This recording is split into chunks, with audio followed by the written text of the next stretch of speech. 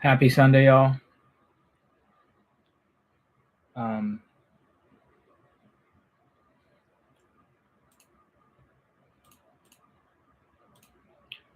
doing the same thing. Some improvements I thought I could make for the live stream is just recapping some of the stuff I said yesterday and at what marks.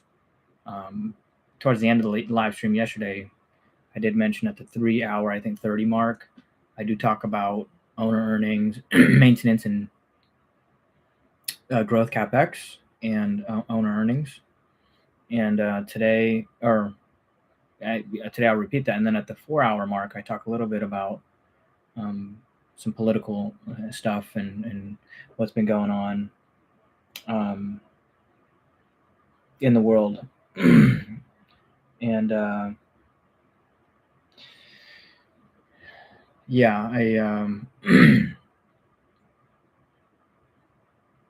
so yeah, maybe a recap, make some notes, recap it at the end, and then recap it the next day so that folks know where they can find information. Because most of the time I'm not talking. Most of the time I'm working. It's a working live stream. Some people, are in a busier at a bar, like bartending and stuff, and that's just not my work situation. So thankfully I can live stream and share some knowledge along the way as well. But yeah, it was a busy week last week. That's what I've been saying. Busy week with earnings.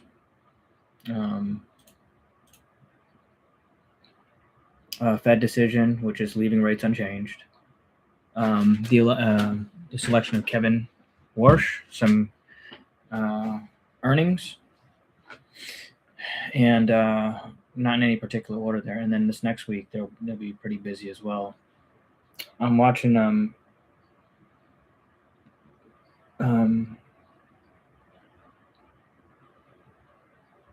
Fox Business, because they're the only ones with programming on right now.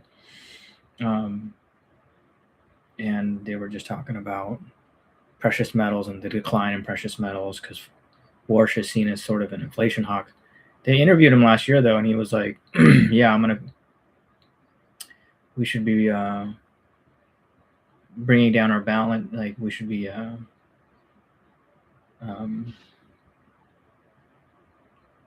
shrinking our balance sheet and lowering interest rates," which, from everything I understand, if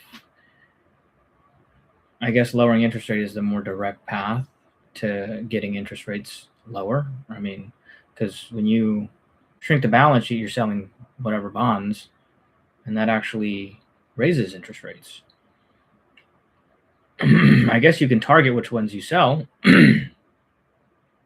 Maybe he's talking about making a more healthy yield curve because it's been flat for a very long time, and it's never, it's always a bad indicator if it's either inverted or flat. So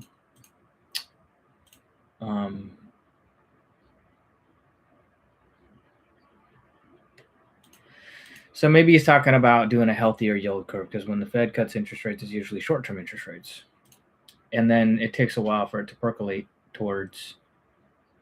It's kind of unknown, like how, I think eventually it affects long-term interest rates, or that's what it's supposed to do. So, and maybe he's talking about the yield curve, which is not.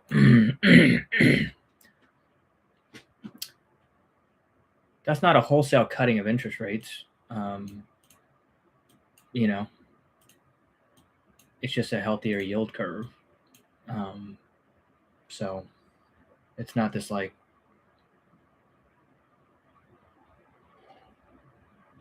I think that's what they're talking about.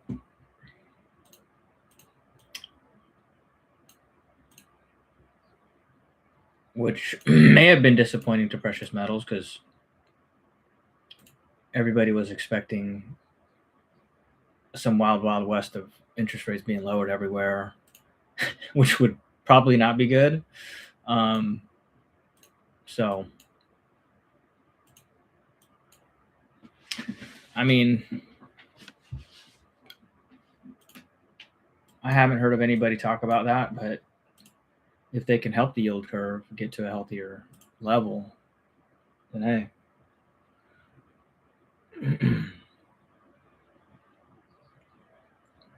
I'm all for it, you know.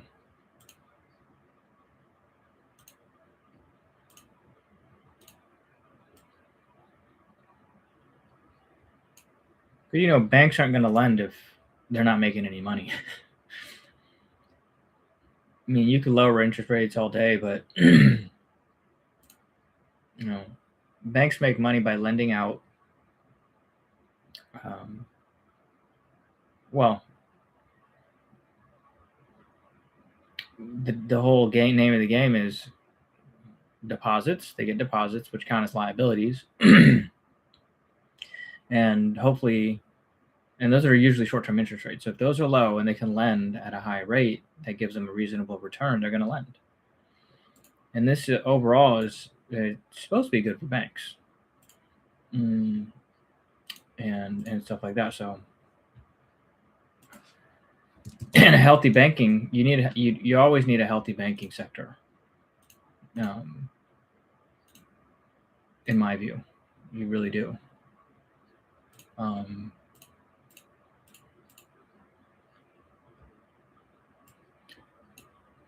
I mean, he's probably getting some counsel from Jamie Dimon, is what it seems like.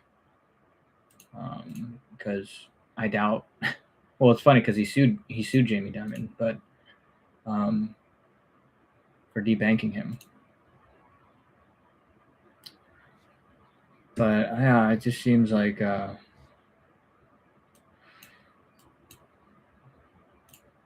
got a lot going on in the financial sector. A lot of excesses in private credit, which took a hit this year. Private credit took a hit.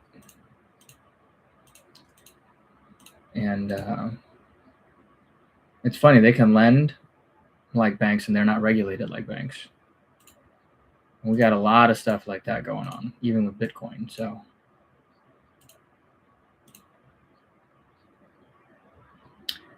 but yeah, I mean,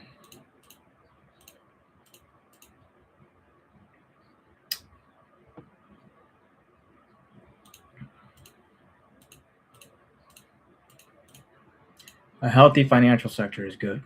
Is good for the American economy. And we want healthy banks. We want profitable banks. You know, I don't know. That's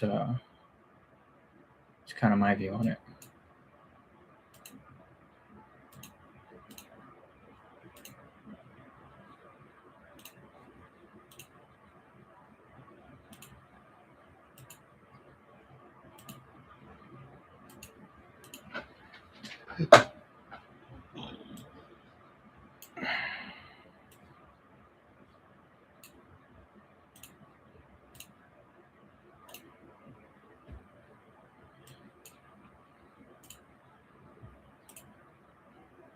And I know, like lives are supposed to be more interactive with a whole bunch of people chatting, and it's a work live, and everybody's work is different. So,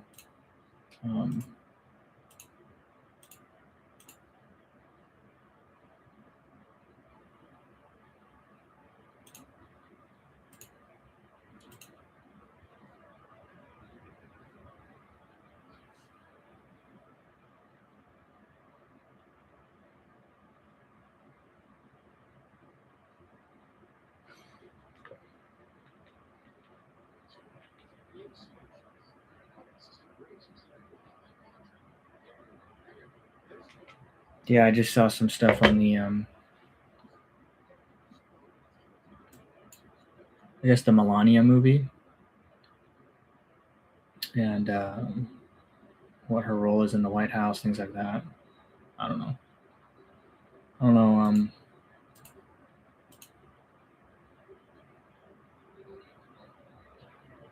I think that's what I was talking about yesterday, though. I mean, that the hope, and when you see any politician get to office after a contentious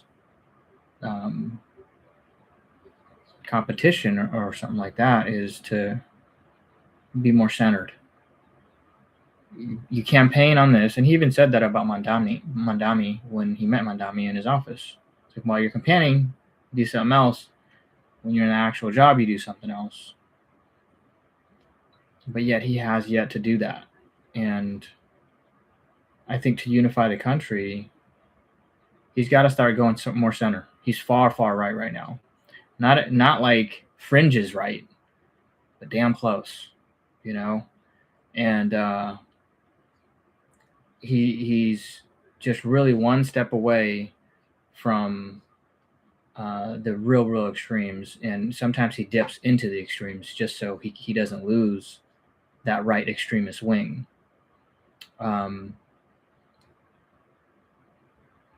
But yeah, if anybody's watching what's going on in the world, they should be concerned in terms of what's going on here.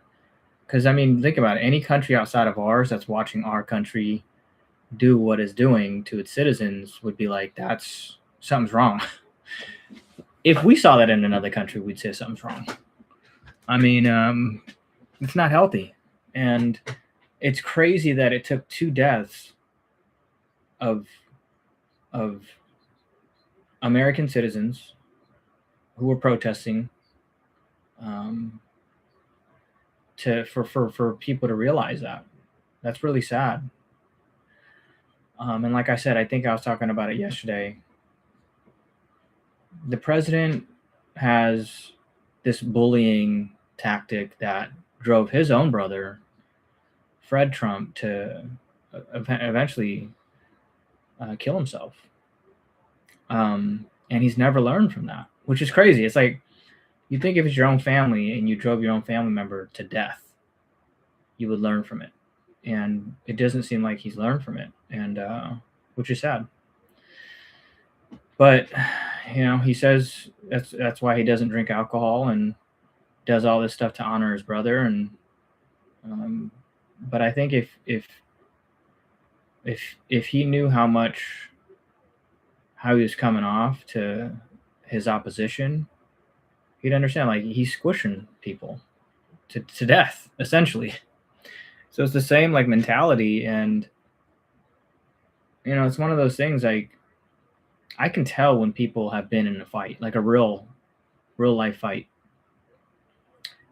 I can tell, because when you get beat up, and obviously we came from a war ourselves, as Vietnamese immigrants. You're not all about that fighting, and you don't glorify fighting for any reason.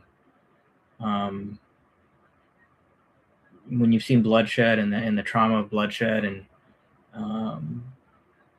it's not like you're rooting for it all the time. And we just got a lot of young folks that have never seen that, have never experienced it. Doesn't come from a family of it. A lot of my family fought in the war on the American side, and were taken prisoners of war. Some of them killed. A lot of my uncles were affected by that on my dad's side. And then on my mom's side, it's just basically everybody, was involved in that. That wasn't my generation in that Vietnam War. So I've noticed a lot of the generation today in America, they don't even know anything about that. They're not one step removed from it. The last war they had, maybe they knew some people in the Vietnam War, but for the most part, the heavy casualties were Vietnamese people, and Americans, actually. But I think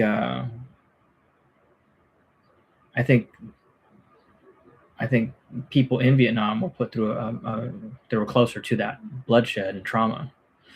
And so in America, there's I think people are still removed from that, and you can just tell. I mean, you can just tell that folks aren't aware of sometimes saber rattling and how much that. And so it's funny when folks get out and they're like, "Hey, I'm about peace," and they saber rattle all the time. It's a dangerous thing to do. And like I said, if you've ever been hit, if you've ever been in a fight, a street fight, whatever, which I got in a lot of fights, as a youth, just because I was a small kid. I got bullied a lot. If you ever got in a fight, then I mean, it's there's nothing glorious about it necessarily. Sometimes you have to, though. Like, I had to defend myself from bullies. But I see in this generation, people wanting to get in too many fights for no good reason. And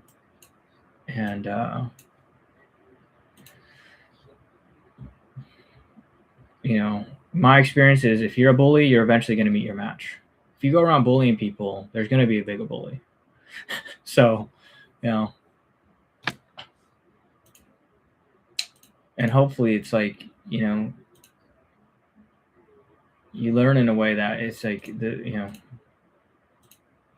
don't have to get beat up before you learn. It's in history tends to repeat itself, and we're going through a period where obviously the most recent big bill, big whatever you want to call it, a lot went to ICE and a lot went to the military, at the expense of a lot of green initiatives and student loans. So all this stuff got reappropriated to fund the military and ICE, a lot of that. And so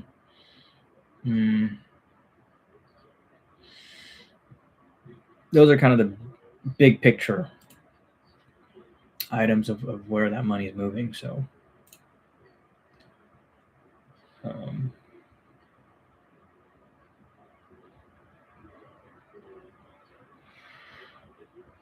so people are surprised, like, why is ICE so, like, well, they're very well funded now,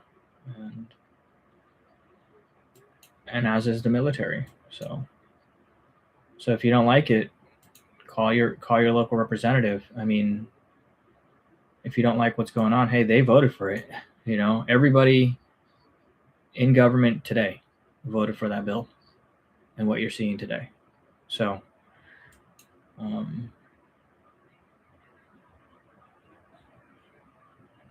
you don't like it, you can vote them out,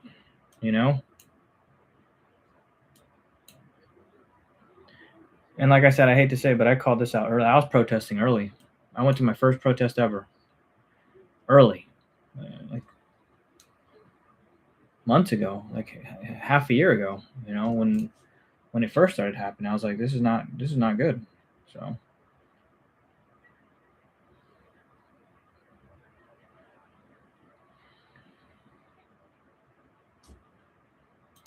I called a lot of this out early. So the administration's finally listening. And it took 2 deaths for that to happen. The question is, how many more deaths needed to happen or needs to happen before they truly change, or we truly change?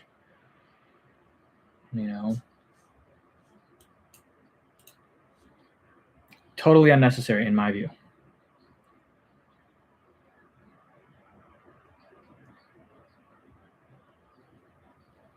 You can't call yourself a peace lover and then have people out there dying in the streets.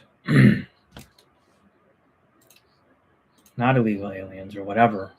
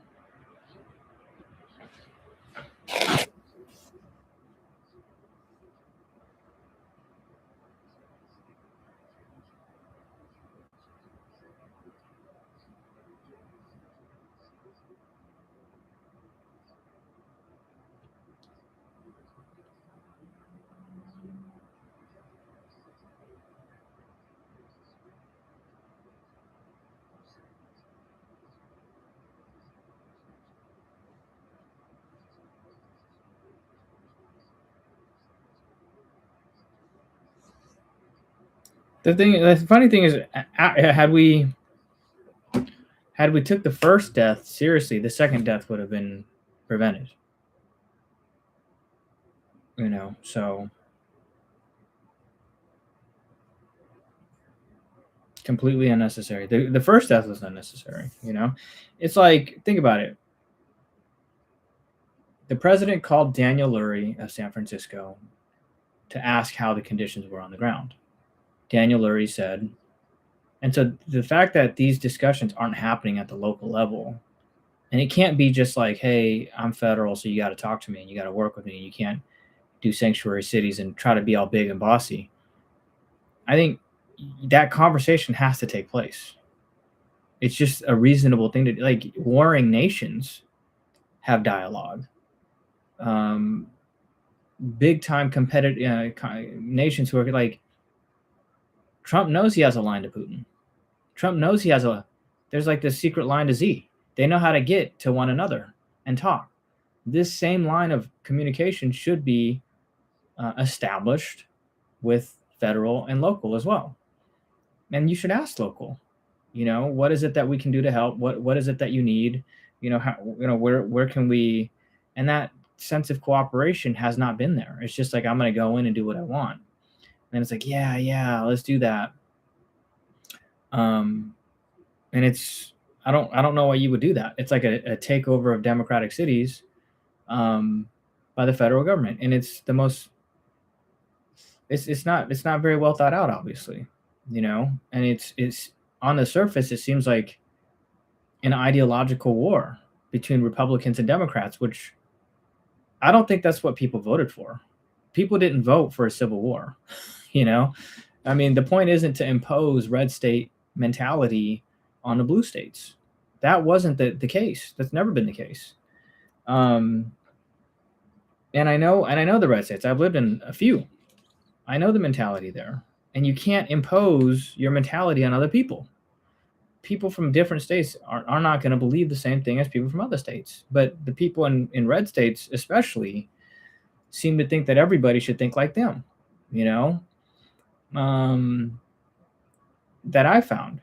I mean, the mentality is dangerous. And it just seems like there's very little exposure to anybody outside of their immediate community or the immediate mentality.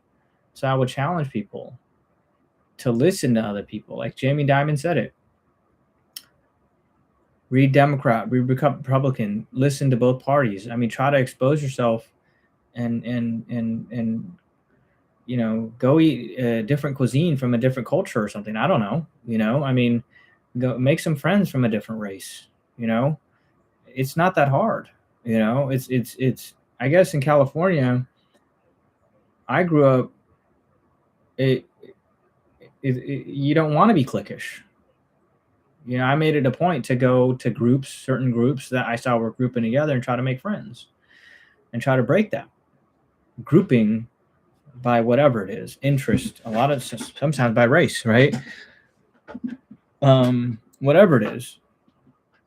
And that's not a bad stop. That's how I was raised in California, It's like, try to break that. And so I realize that mentality isn't everywhere. And some people like from red states are able to still challenge themselves and get out of that mentality. But a lot of people don't, and they're perfectly happy with it. And that's fine. It's just not everybody should think like he's going to think like you. And I think for whatever reason in red states, especially, I just found the hate for especially California people over the top. It should be toned down, because many times I've noticed they don't know anything about California for whatever reason. They've never been there. They've only heard about it. They watch. They believe what they believe. They were indoctrinated from a young age to believe a certain thing. And I get it. When you're young, you can't pick your own path. You can't think independently. But as you get older and you're able to explore the world, within your own country, I'm not talking about go to some faraway land, like vacation somewhere. Go to a college somewhere that's not your own state. Go if you're in a red state, go to college in a blue state. You know, for grad school or undergrad or you know, stuff like that. I mean, it's just we could do so much more to tamp down this. I think it's stupid. Like we're being stupid. You know, it's just completely idiotic what's happening in this country.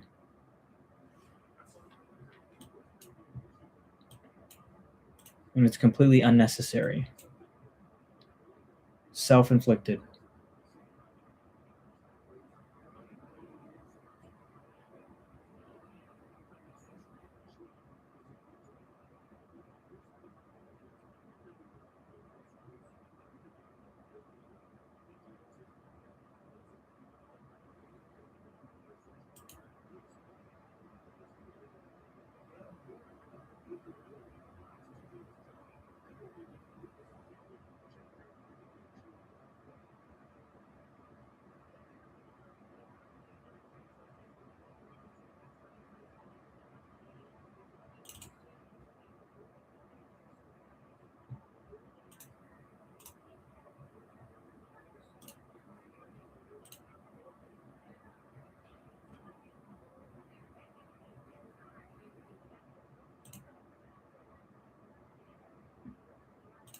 Like Greg Abbott's on TV right now. I already know what he's gonna say.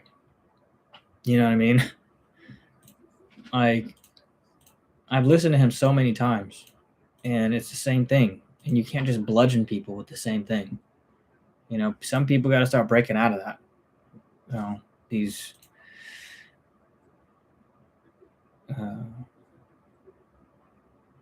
your own kingdoms. You know what I mean? Somebody's got to break out of it because this is completely unhealthy. And it's like I said, it's I think part of it's age. We have a lot of older politicians who aren't able to break out of certain mentalities, you know. But I'm even seeing young people like just following whatever's cool. Like JD Vance just follows whatever's cool. Pete Hegseth, same way, you know. He's like whatever's clever, boss, you know. It's like and then Stephen Miller, he's from California. Stephen Miller's from California.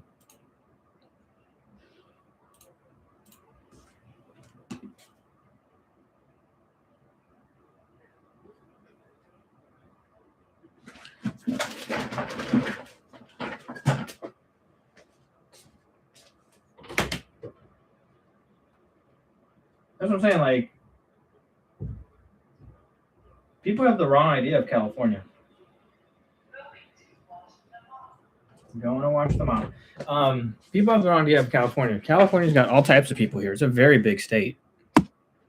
Actually, the very first sort of wave of hatred against Asian people started in California because there was a huge concentration of Asian people in California. So it's like California's not this like there's blue. It's a blue state, but it's been through a lot, you know, to get to a blue state, and there's still elements of Stephen Miller's of the world. It ain't easy here. That's what I'm trying to say. And anybody who thinks that California is just giving out stuff, and that's why people made it out here, is just you don't get it. That's why I think, you know, it's a big advantage to have been raised here and seeing all you know parts of the country. Basically, you know, it's a very diverse place. Because we're in Sacramento, it's not exactly a blue. Like Sacramento voted 40% for Trump, which is the highest of any big city, I think, in California. Definitely in Northern California. And you get further north to El Dorado and stuff like that, and it's red. You know, so And I was raised in Sacramento, so I was like, I had very Republican views growing up. And then I did struggle in college because it was very liberal it is very liberal on college campuses. And I got into it with one of my super liberal professors because, I majored in business, but it was like a sociology focus or sociology sort of bent to it. I was mainly, even in college, I was mainly interested in investing and doing business and doing that all on the side. So it's just, that's who I am. Ultimately, I have to be doing it to understand it. But yeah, I mean, my worst grade in college was from a professor who taught a class called Race, Class, and Gender Ideology. And in that class, you couldn't disagree with this professor. So that's when I first learned about, that was my first exposure to college campuses, which I thought was very liberal, coming from Sacramento especially. And then I met some people from San Francisco, and I was just like, oh my goodness, like I just wasn't used to it at the time. So, but I don't think people in San Francisco understand how, at least the people who I was, hanging out with, some of them, not all of them, but some of them, I don't think they realize how progressive that city is in comparison to other, cities.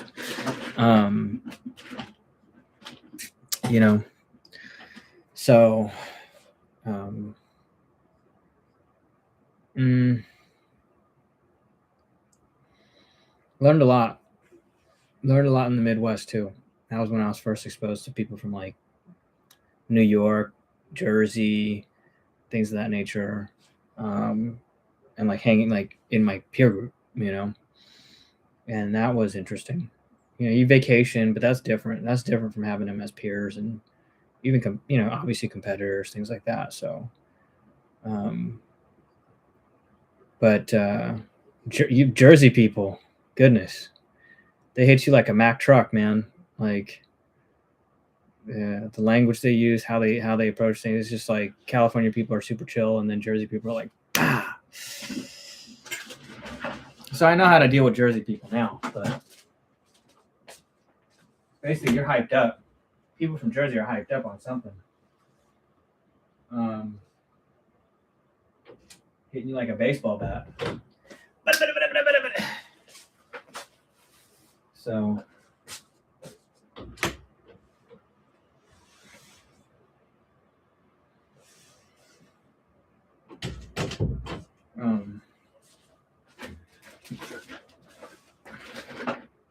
it's like by the time I get one word in as a Californian, Jersey people got a whole paragraph, a whole essay, a whole novel in before I get a word in. It's interesting. That's not all Jersey people, but I found just a lot of East Coast people. They don't understand the pace of like thinking and life, and we're not thinking slow. We're thinking pretty fast in California. We just, maybe it's the weather, I don't know, but we express it a little slower. It doesn't mean we're lazy. It doesn't mean we think any less intelligently. But it was good. Like I said, I mean, it's unpleasant then, but you learn. Even from my liberal professors, I learned, but yeah, I mean, that race, class, and gender ideology class was terrible because you couldn't disagree. And the book, you had to memorize it like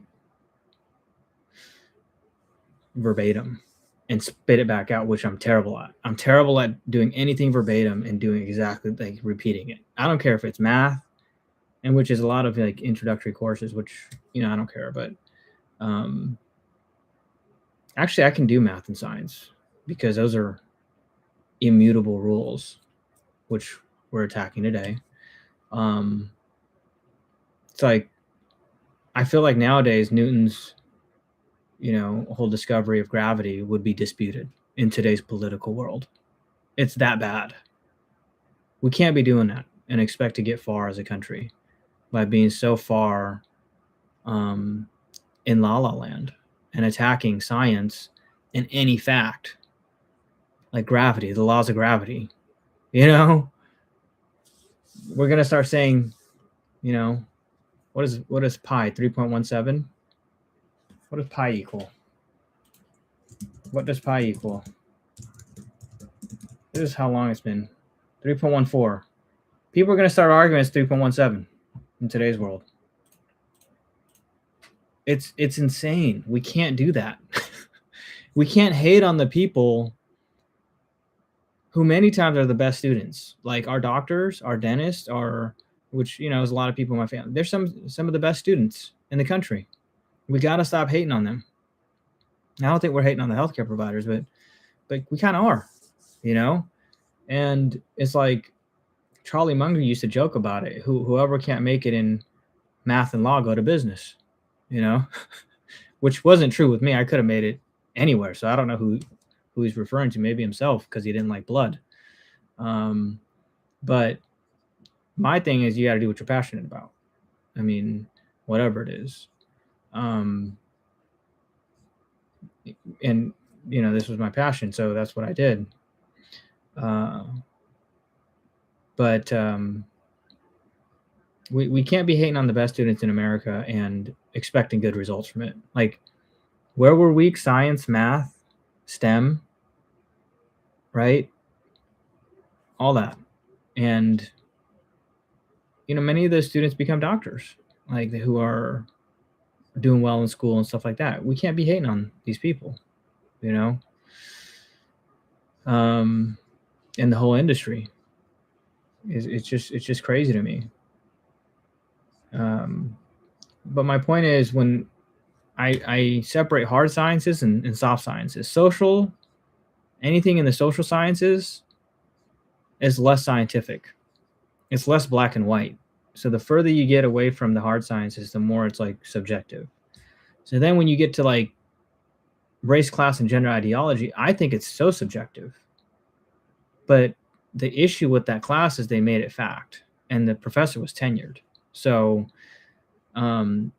she could do and say whatever she wants, and it would be law in her class. And I just found it, and I found some people try to, hey, I disagree, shut down. It's her class, you're going to listen to her way. And so I didn't like that, obviously, as someone who had probably more moderate views. They're probably more Republican, and they moderated over time.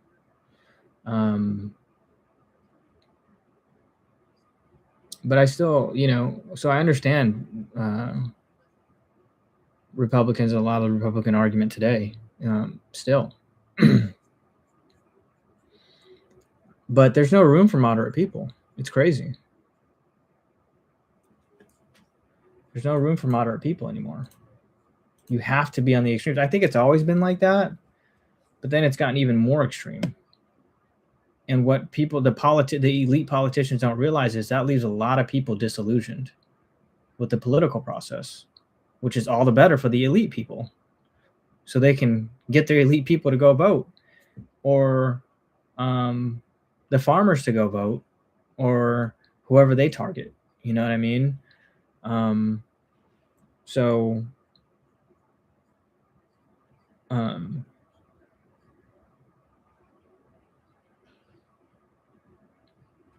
I think that's what a lot of politicians today are doing, like Pete Buttigieg and stuff. Why I keep mentioning Pete is he was mayor of South Bend, and he spoke to us when I was an MBA student, and a lot of my classmates interned for him. But he repeatedly says, you're not as weak as you think. Your voice matters. And why do we have to keep repeating this? Right? It's because we're seeing it. It's like amongst the yelling and the squawking and it's getting more extreme and extreme. There's people in the middle who are just like, it's too noisy. I feel like if I pick one end or the other, I'm an immediate enemy of the other. And it's just, no, I mean, I think moderate Americans and moderate views should take the country back. And there should be room for that without hanging out on the most extreme ends. You know, it's just, I know that's the way the game is played, but somebody's got to step in and say, okay, it's no longer a game. And nobody's doing that. Nobody's calling it out until people die, apparently. And it's just,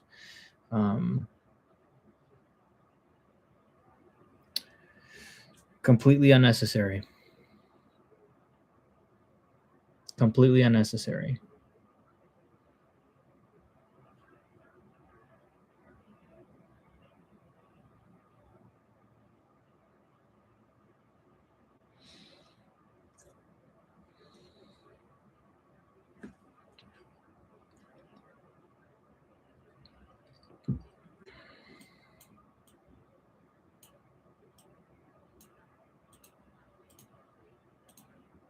But Greg Abbott, you could just tell his mind is calcified. Everything, it's calcified. Literally, it won't budge. You know, that's what happens when you get old. Your mind isn't as supple. You know, you cannot learn. You know, that's the best way to say it. And, but right now, I think the boomer generation has so much time that they can spend it all on politics. You know, I think that's part of the issue too. You know, it's like, what do they do with all that time? Like, if Trump wasn't president, what would he be doing?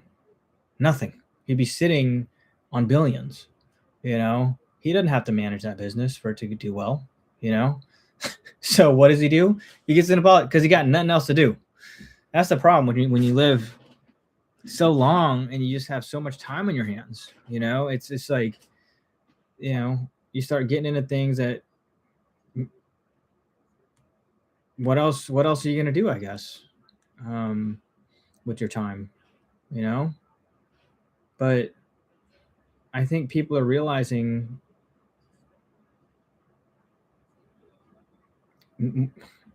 especially, you know, normal people, right, who aren't on these extreme ends and celebrities and things like that, or on Fox News every day, they're realizing they got to get involved somehow. More normal voices have to be heard. You know, it can't just be like people who have time on their hands, and influencers. You know, there's got to be more moderate people, more reasonable voices, more factual decisions. This is a must for our country to continue to do well. We can't alienate our best students, some of our most qualified people in our country. You know, a lot of politicians, they're just not good at anything else. You know, and so they become politicians. Some are. You know, I'm not saying all politicians, but you find that so often. They got nothing better to do. You know, I'm not saying all. I'm not going to hate on all politicians. You know, some politicians are doing good work, and they're qualified and they know how to. They understand politics. They understand this. They have skills of a politician, and I think we've been sickened by politicians, and so we're starting to elect like reality TV show people. I guess, I don't know. So it's more real, but they need some political skill because this has gone way too far. And they have almost an ineptitude because in business, like you're trying to just attack the other team and trying to level your competition. And the business people like George Bush, at the very least, he was able to, he came from a family of politicians and he got a little bit of business experience. Now you got, you know, the current president who was nothing but business and then and a celebrity, going from that to political work, and he's still in the mentality of leveling the competition, right? and that's just how he thinks, and he will never change. That's the problem. Like, incremental changes maybe, but he will never change. And the hope that he would do what every politician before him has done in terms of bringing the country together after getting elected, he still hasn't done. And it's gotten even worse, right? So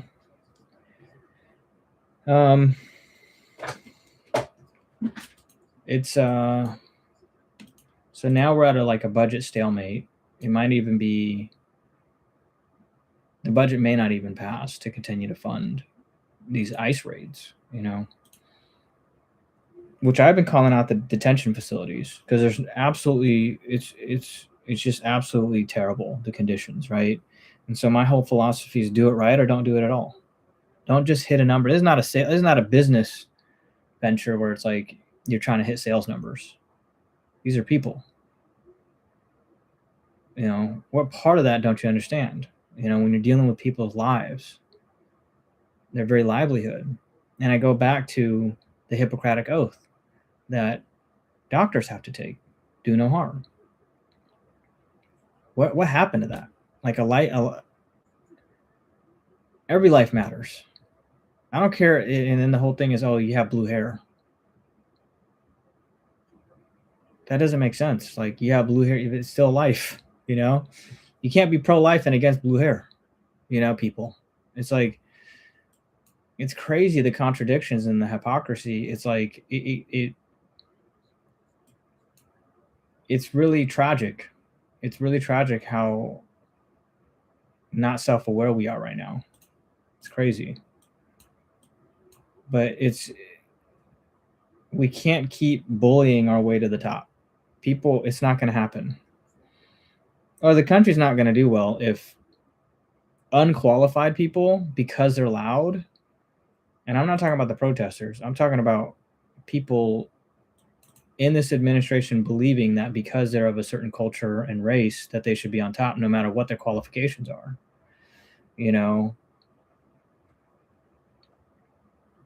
It's I'm about meritocracy, and if people are about meritocracy, it shouldn't be about obviously there was some work that needed to be done, I think, on affirmative action, because I think the Asian community was getting hit hard. The Asian and the Jewish community had that happen to them at one time, I guess.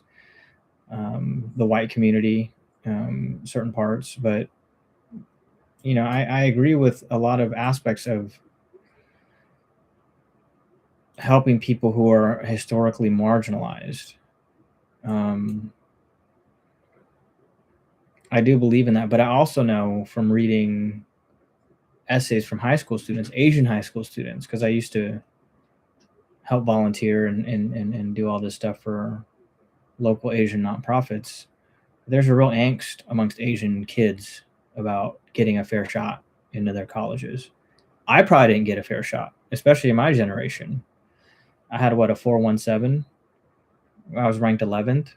Super extracurriculars, all this stuff. Not the best SAT score, but I found out you could study for that too. That's why I did well on the GMAT, just to prove it wrong.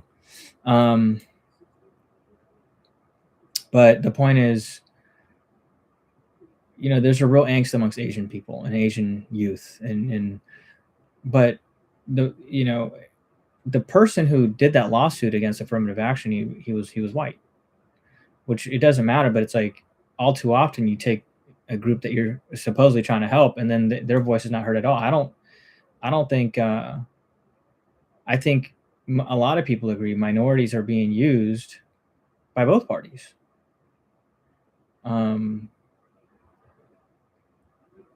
I know a lot of Democrats who aren't necessarily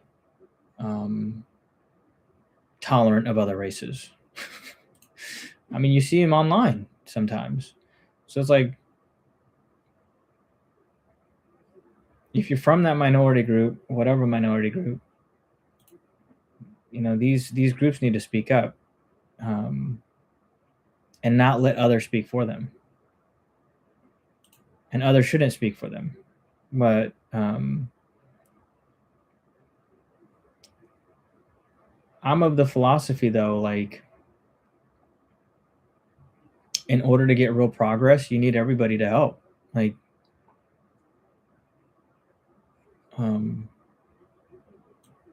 so the more people who buy into it and are willing to help, the better. I mean, all I'm saying is they shouldn't be taken advantage of to advance another person's agenda. You see, and that happens pretty often.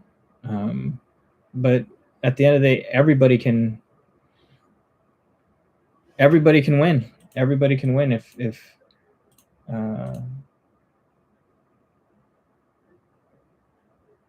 there can be win-win situations. And I think a lot of there's a lot of Vietnamese Republicans, but I think a lot of people think, or generally, right, the Democrats are supposed to be more for minority rights and things like that, and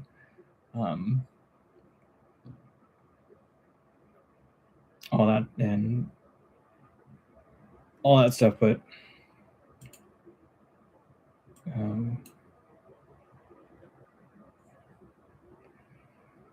there's a really extreme side of the Republican side too, and on the right that's not tolerant, and that's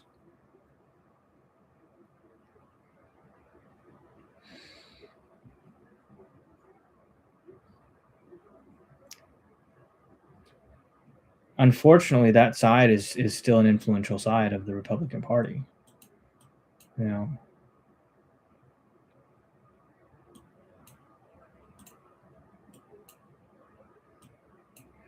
So I think somebody commented on my threads like, "Hey, yeah, there's less tolerance, but Democrats are doing a better job." I think that's the perception right now. So, and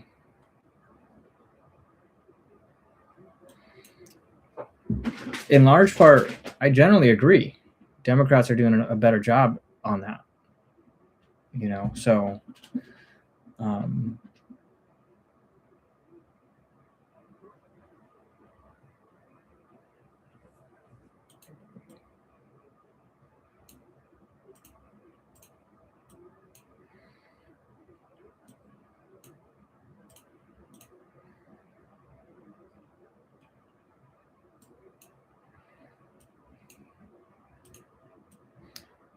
or at least speaking in favor of it, showing action on it. It's. I don't think these immigration raids, honestly, I don't think they're good for anybody.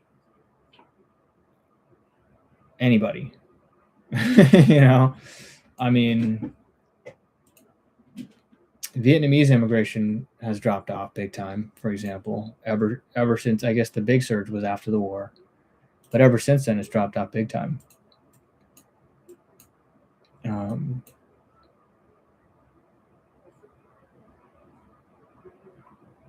So immigration has been, I guess, getting more and more difficult. And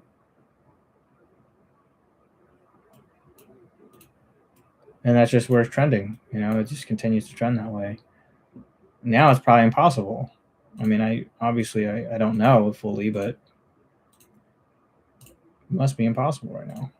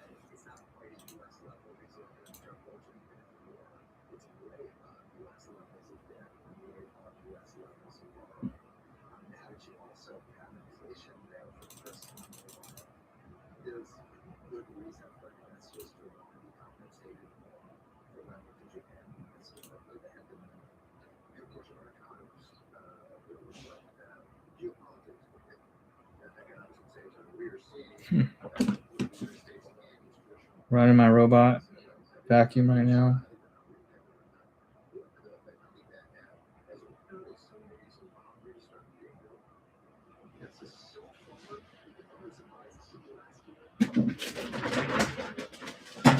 I'm gonna do the hallway first.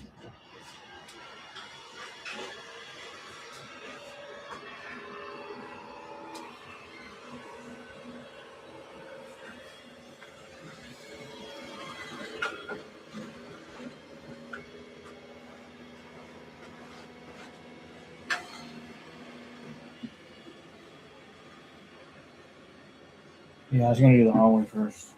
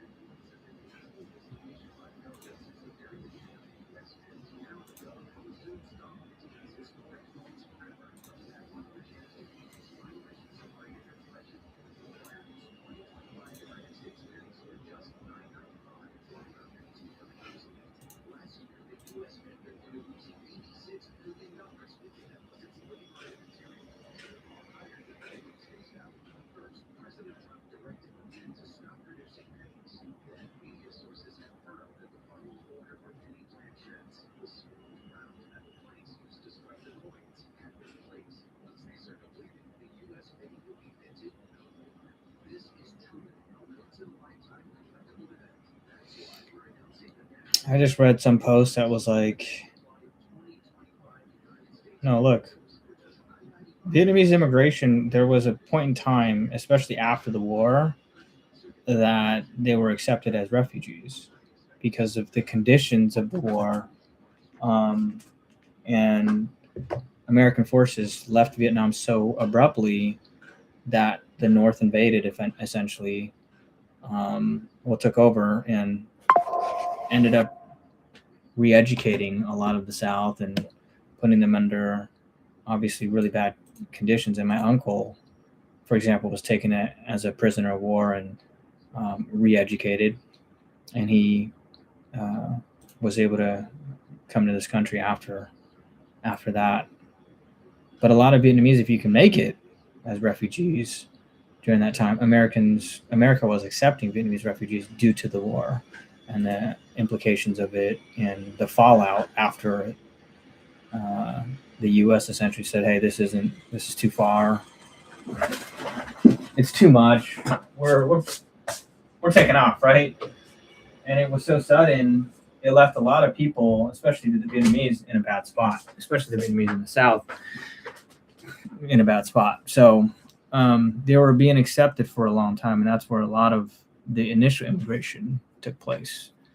And it was legal if you got here. The problem was getting to America. I mean, there's scenes of helicopters taking off and people trying to hold on to the helicopters because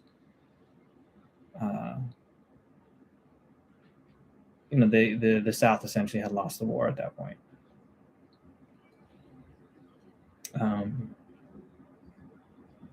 But a lot of Vietnamese are here because of that, and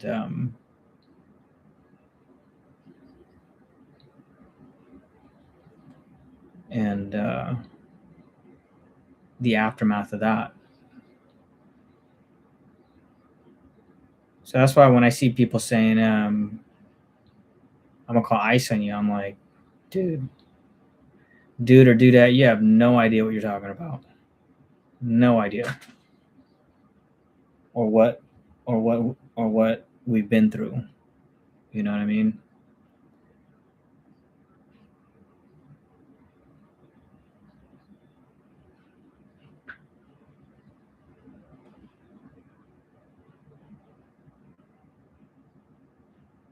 Well, a lot of Vietnamese support Trump too. You know, I wouldn't say a lot. I don't know, but many do.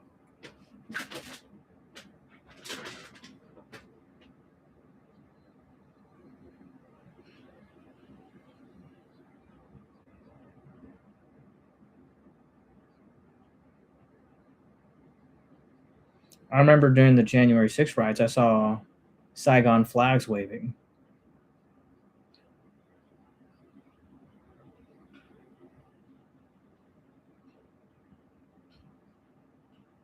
I do remember where I was at though. I was working, and then one of the portfolio managers was like, "Holy crap, this and that is happening," you know. But I was working at Bank of America, private bank at the time, and it was a big deal. At least to that particular portfolio manager.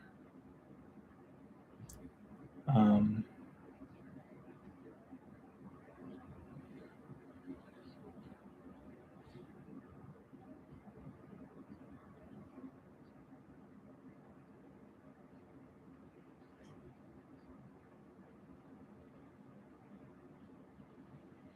that's why, man. Like a lot of this stuff politically and what's happening in this country, it's tough. But you know, I think the country has gone a long way. It's not like we're. I'm of the philosophy: sticks and stones can break my bones, but words can never hurt me. You know, some of that stuff you can't ignore.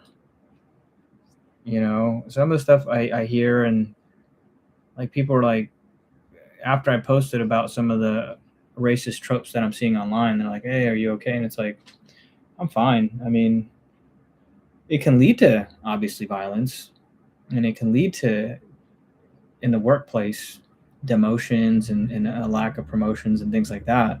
Absolutely, there's real life consequences of that type of stuff happening. But at least it's improved from the long past. America has a very dark history as far as how they treated African American, with slavery, and all that. Um, One of the darkest times in American history. You know, how African Americans were treated back in the day, and physical violence was an everyday part of it. I feel like. Um, so I think we're a long ways from there, and I'm thankful for that because I don't need a mob sitting outside, you know, preventing me from doing stuff, you know. Um, and one can argue it's more sophisticated now. You don't see it. Actually, Kanye argued that, which Kanye's changed so much, and now he's apologizing about all the anti-Semitic stuff that he's done over the years, which,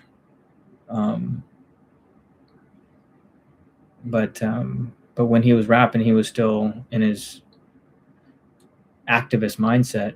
He did call that out. What is this verse? Racism still alive, they just be concealing it. But to me, it's like, yeah, this country's gone a long way. Well, the country's not that old. What is it, 1776? China's been around for thousands and thousands of years. 1776, not even 500 years, you know? So the country's still young and it's done all this, come a long way. So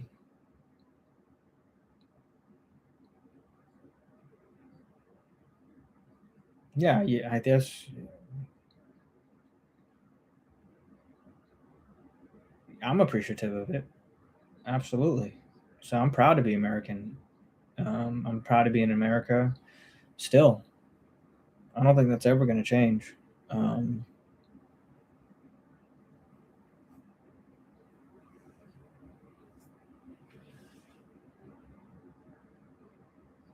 But to sit here and say, hey, to protest or say something, if you think the country's going in the wrong direction, is like not American, is crazy.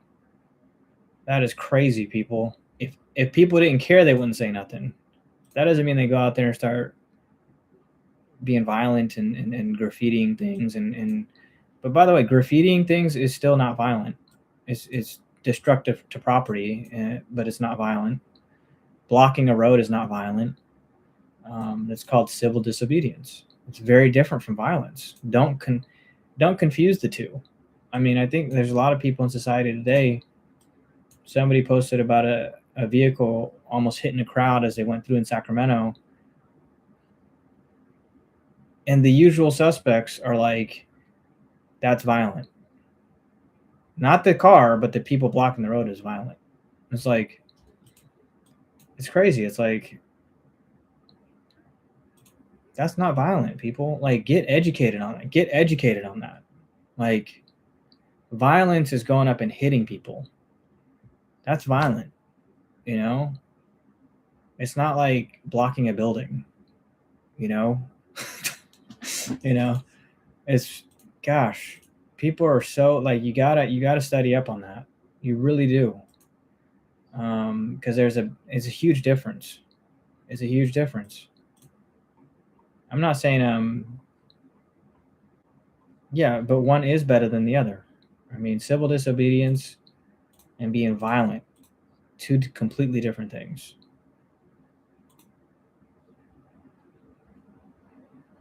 It's like, oh, you're blocking a building so I can run you over. No, that's crazy.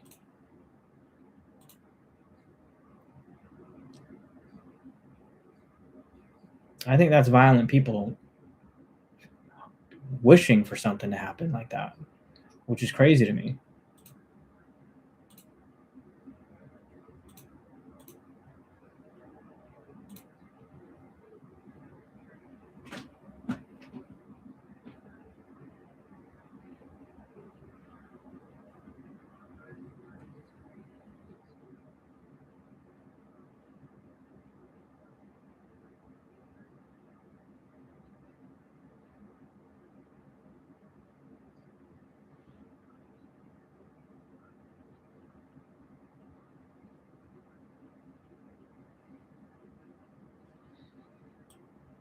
I would say to any of my California friends who think they're super, super red or Republican, if you've never lived in a red state, I don't think you really know what super, super Republicans or red states or red, those in the Republican Party, what they really, really are about.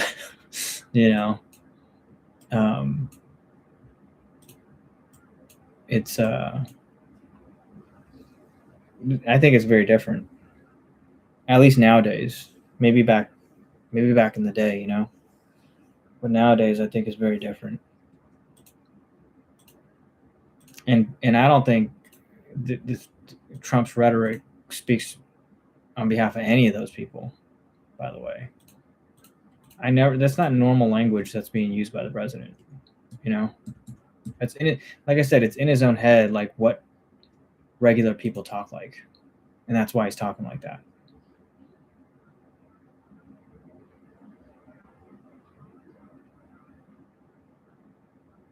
He's imagining it. He doesn't actually know.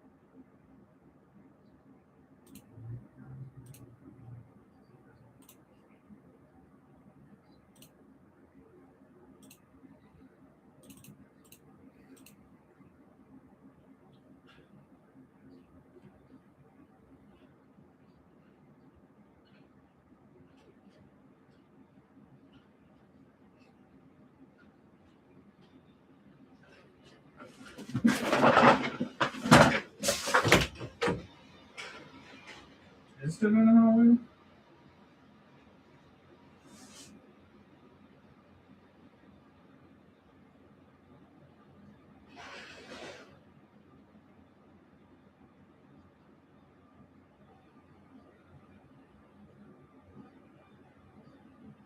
Oh, I think I skipped my room. It's all right. I'll just do it myself. You can program the whole place, or you can choose a particular room. So if I miss this room, I can get it later.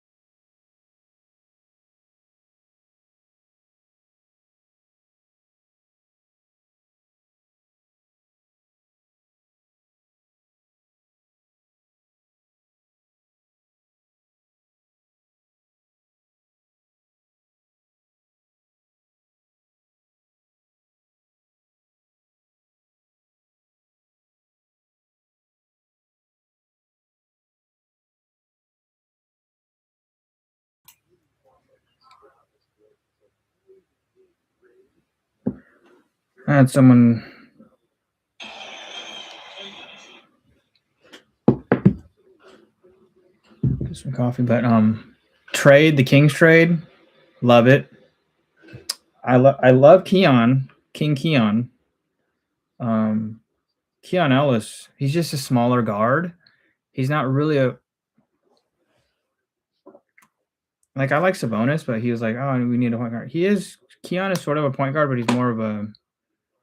I think he is more of a point guard. It's just the Kings have so many point guards. It's just a little confusing because they spent so much time. That means like who's their backup point guard now? If they trade Schroeder and Keon, which they were, they weren't using Keon. But if they're trading those two, which they weren't using, but Keon, they needed to develop his offensive game a little bit more. Like, and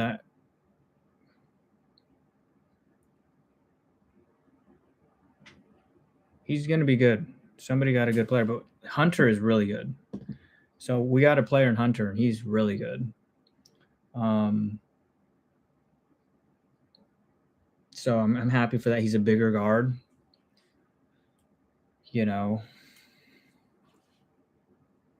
Which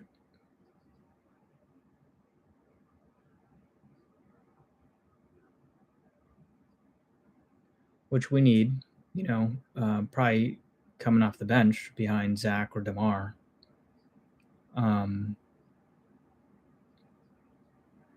Yeah, but we need a little bit more size, and we got it. Trading in Schroeder. Schroeder, I didn't know Schroeder's offensive game was that weak. I was a little surprised by it. Yeah, but Schroeder's offensive game was not as strong as I would have hoped. Keon's is still developing. He's got a crazy good three, but he can't really shoot off the dribble. He's a catch and shoot type player, and he can't. He struggles with creating his own shot right now.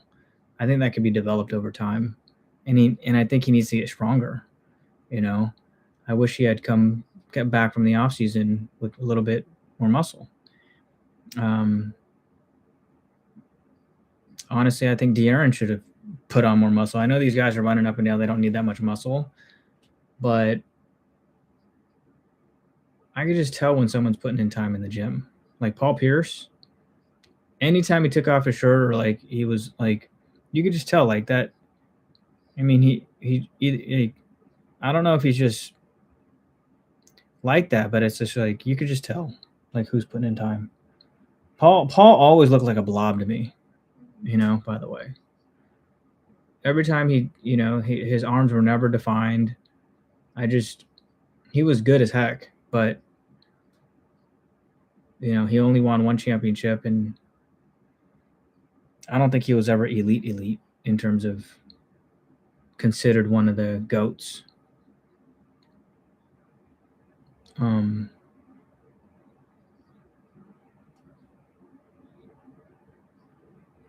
But yeah, I thought it was a good trade for the Kings.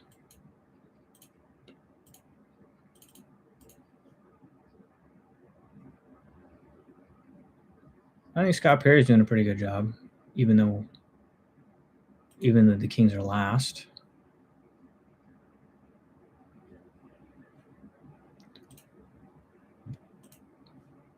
So what I'm working on today is more administrative stuff.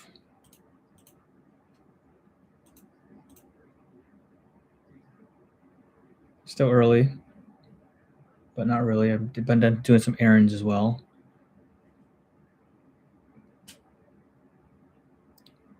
And just commenting on whatever goes on in the business channel, which I guess it was Greg Abbott most recently.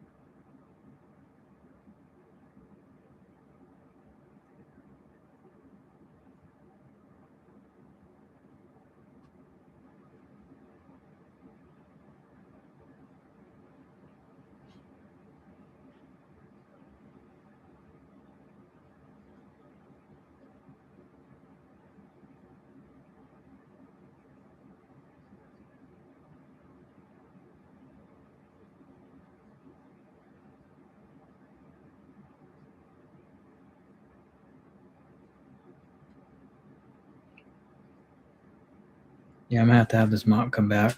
I miss my room.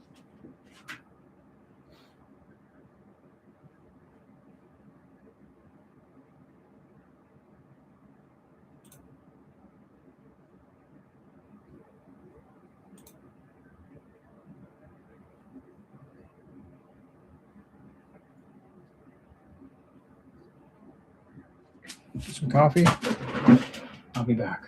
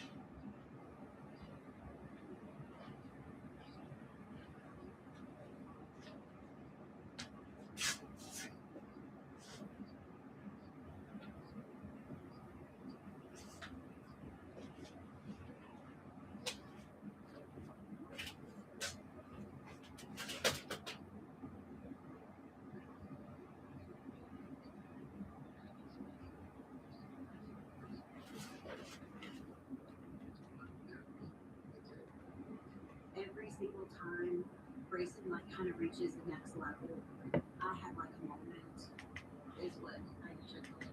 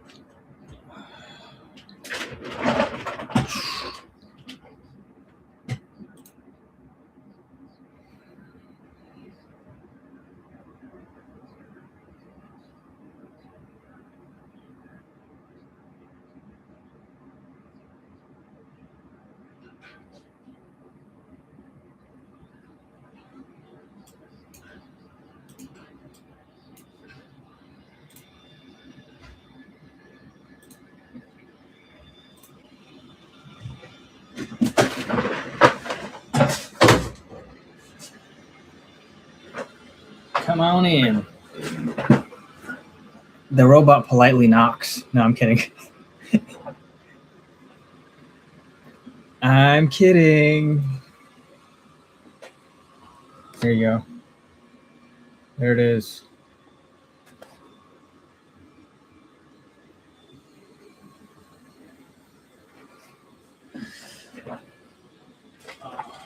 Snap.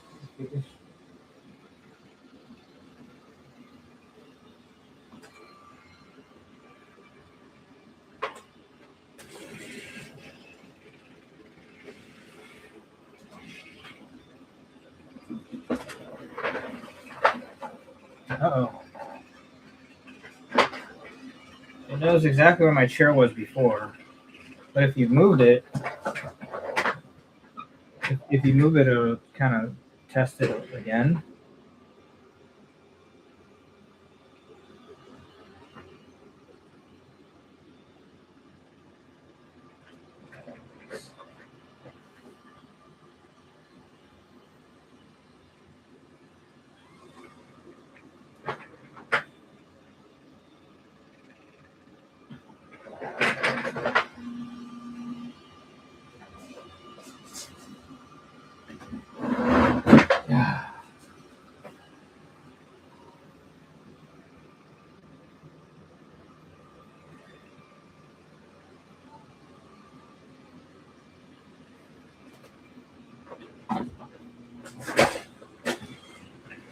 Oopsies.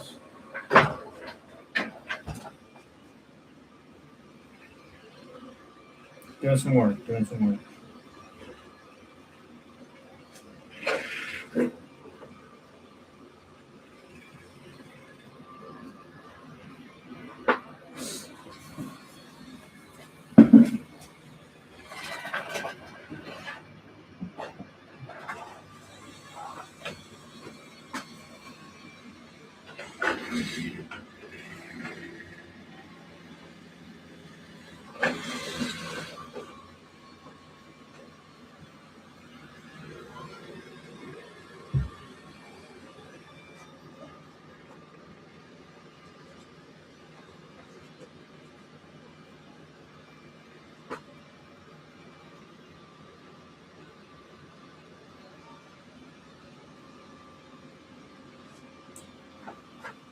I bought this in when I was in Vietnam. My parents are from Hue City.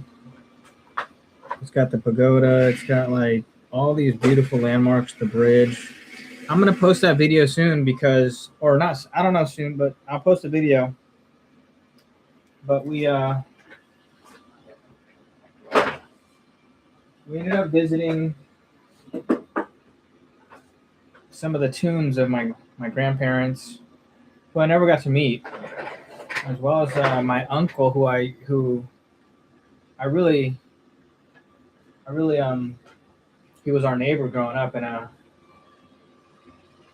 who I really loved. Got to visit his burial site, which I didn't know was in Vietnam, because he was over here for a good length of time. He was in the States here.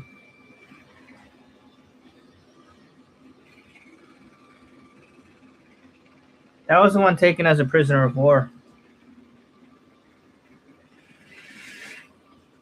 He was tough.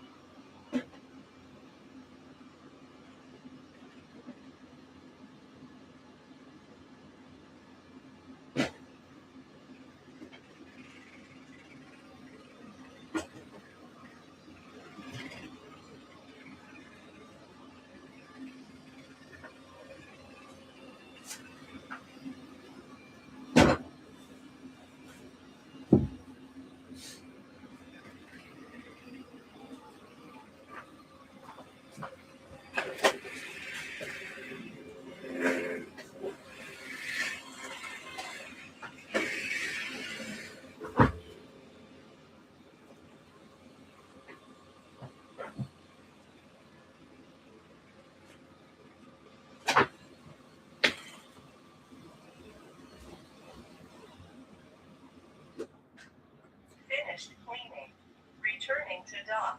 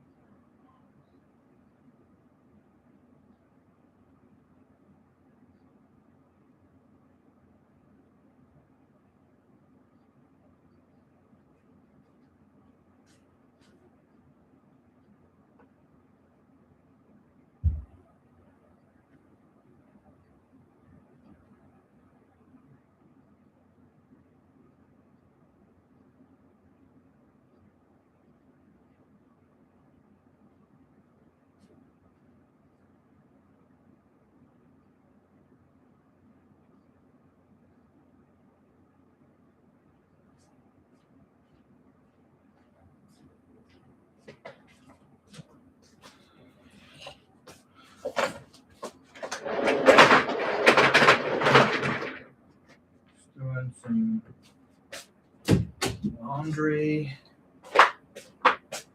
in the dryer.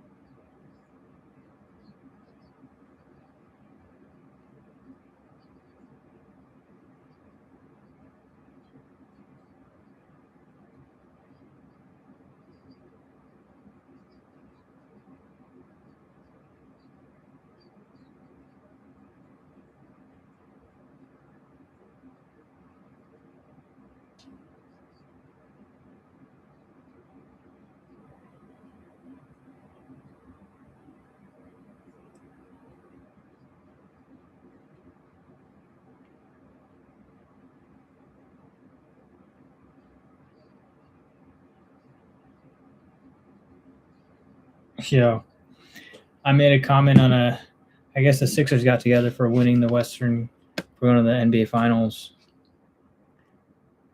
And there's a picture of Eric Snow there, and I was like, is that Eric Snow? Because he looked completely different. So I commented on it, and a ton of people liked it. I feel kind of bad. Like,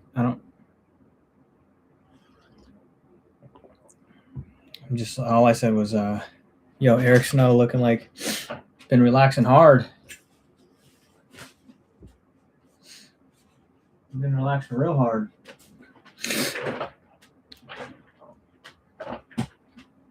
No, but he gained a ton of weight. But I just feel like, a lot of these athletes do that. I don't know why.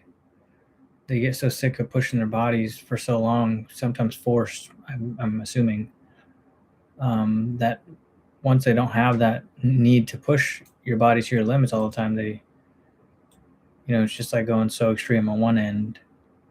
And then once there's no reason anymore, they just let it all go.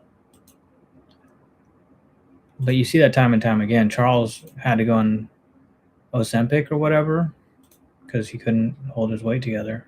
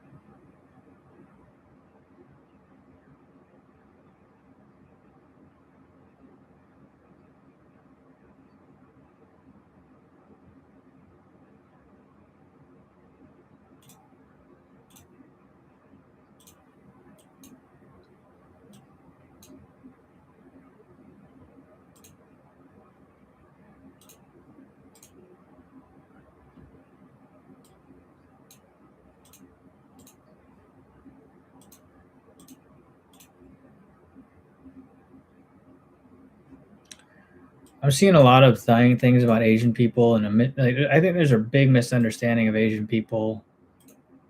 the whole model minority myth is meant to, I think, I don't think that's as big of a compliment as Asian people should think it is. I don't think it's actually a compliment at all. I think it's a backhanded compliment. And it masks that, some Asian groups, especially who just immigrated, do struggle, especially from certain Asian groups, you know. Vietnamese is one of them. Not all Vietnamese are doing well. Not all Cambodians are doing well necessarily. Not all Hmong people are doing well. Not all Laotian people are doing well. So there's a big contingent of Asian groups, especially those who just came, who are newer than the Chinese, the Filipinos, the Japanese, that aren't doing as well. So, we can't just group Asians together, because some, depending on when they came over and depending on their support group over here, some could be doing better than others. So I would just put that out there. And so when Asians as a group get excluded from elite universities, or there's these quotas against qualified Asian groups, and many times, white groups as well, I think that's what's causing a lot of the backlash now. Is you're working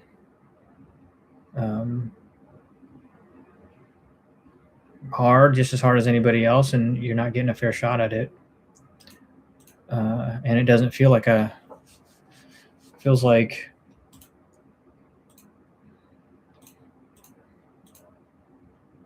it doesn't feel merit-based.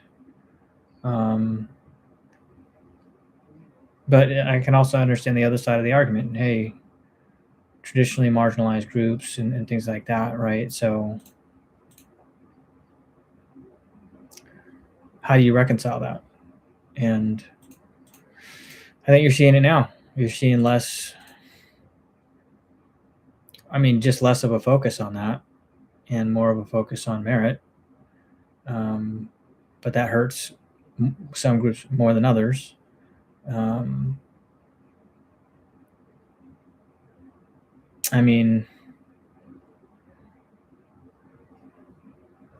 understand the Republican argument as well in that regard, but again, I think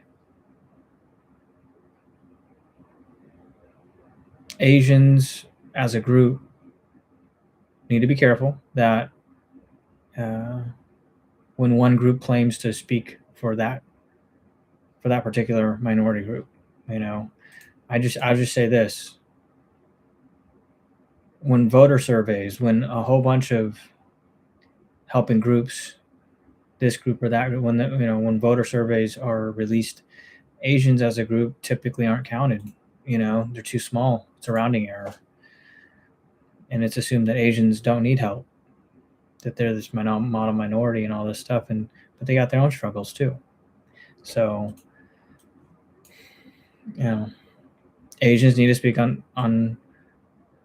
on their own behalf, and fight for what they believe in. And I know a lot of Asian people are concerned about feeling not rewarded for their efforts, and that's the opposite of what America is about. And so don't let somebody else take that dialogue, though, and run with it. With that said, I think Asian people have benefited from a lot of the civil rights that have been fought for in this country. Historically, by African American, people and activists such as Dr. Martin Luther King. Asians benefit from that. So we got to keep all that in perspective. And as well, you can't.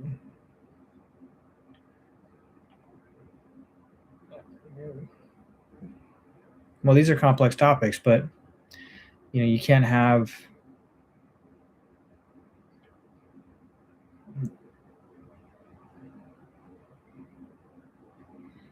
Yeah, and I don't even know if they have to do with necessarily one or the other, but I do know that I benefit from a lot of that fight that was done in the past, and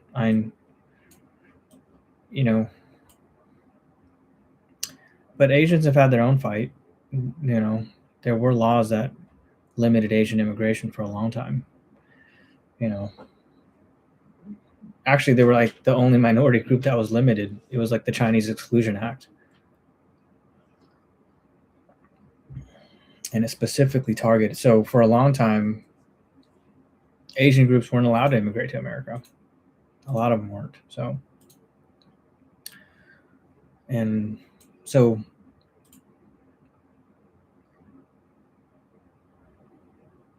I think Asian people have to be careful in making sure that their interests are being heard, and it's not just being convoluted and mixed into other stuff. But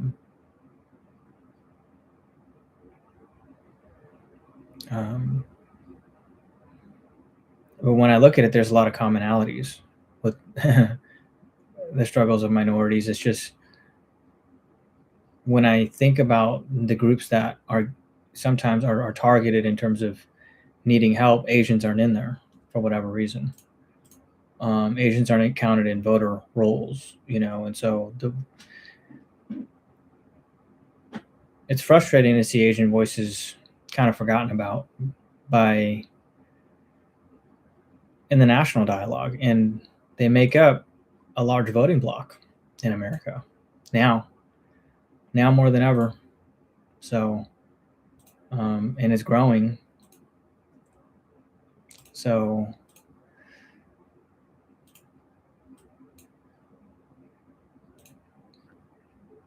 use your voices, be heard. There's no shame in it, and don't be afraid.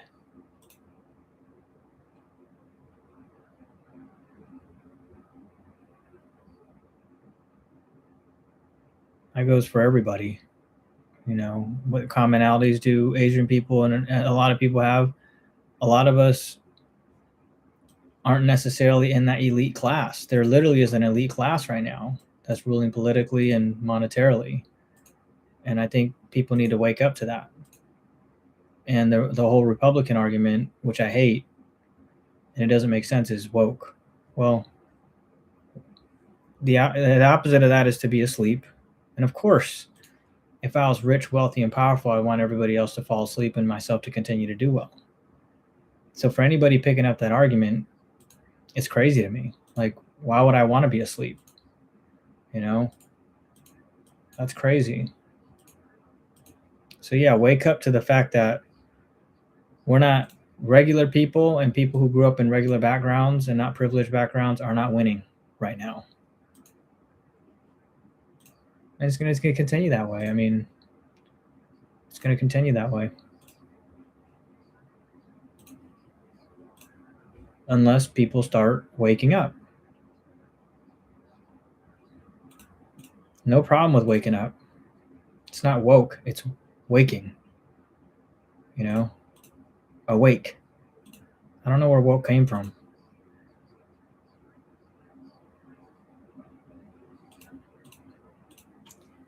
I was awoken. That's past tense.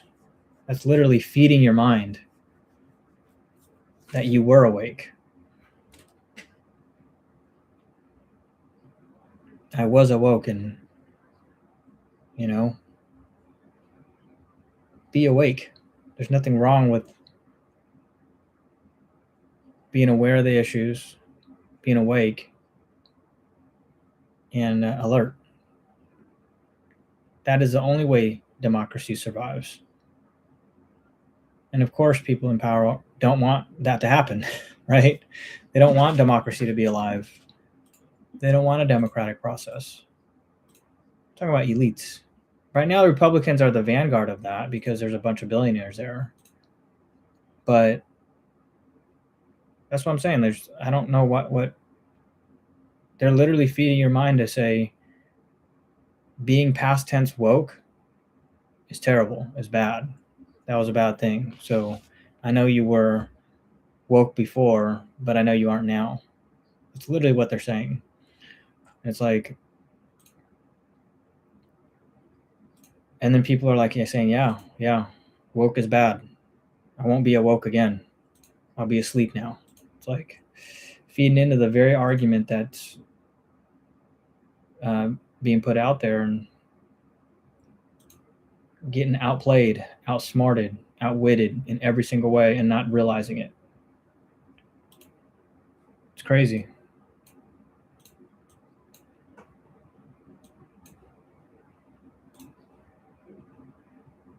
And you think they're winning. Regular people think they're winning. It's the most crazy thing I've seen in a long time. Is the powerful get more powerful.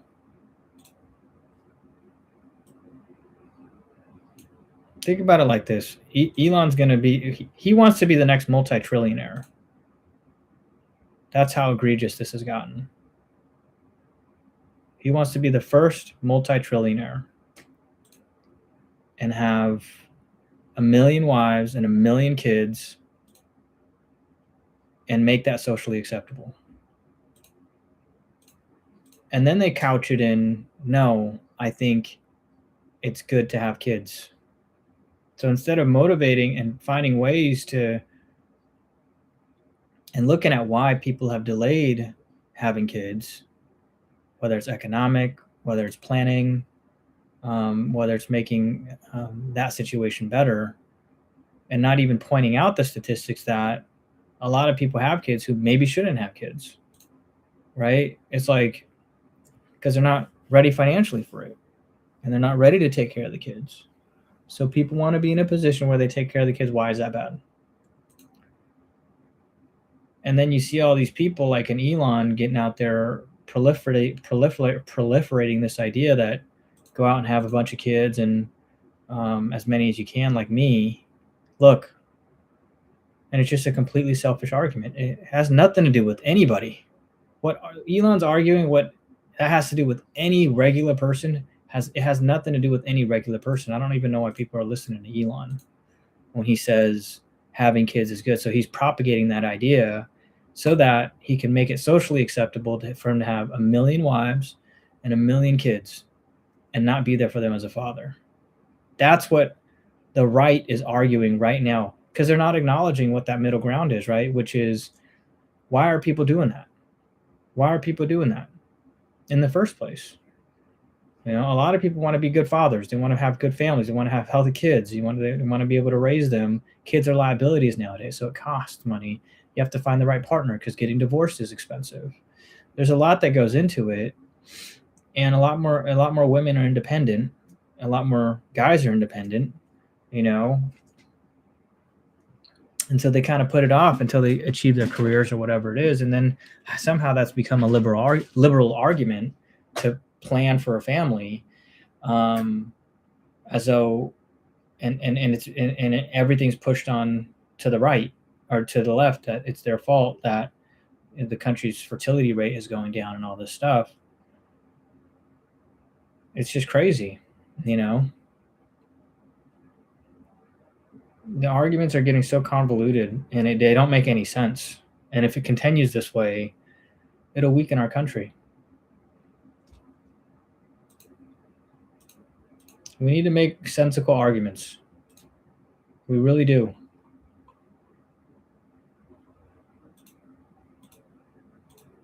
We're not making any sense.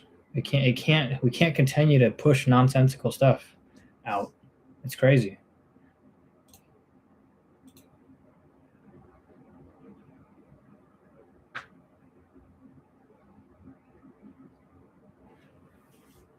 What does this have to do with business? A lot. I mean, economically, you know, like I said, kids are a liability, right?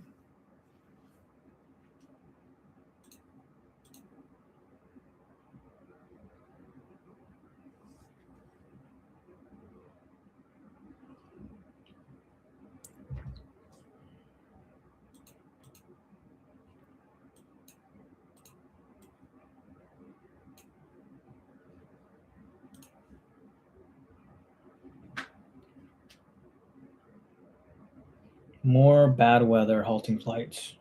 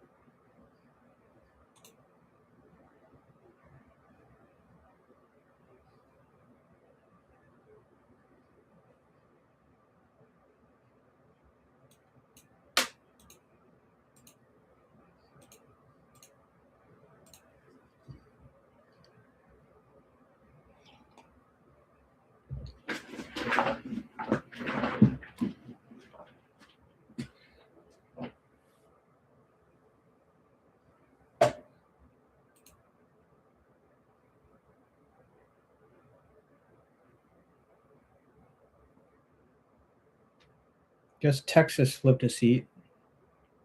A Democrat in Texas.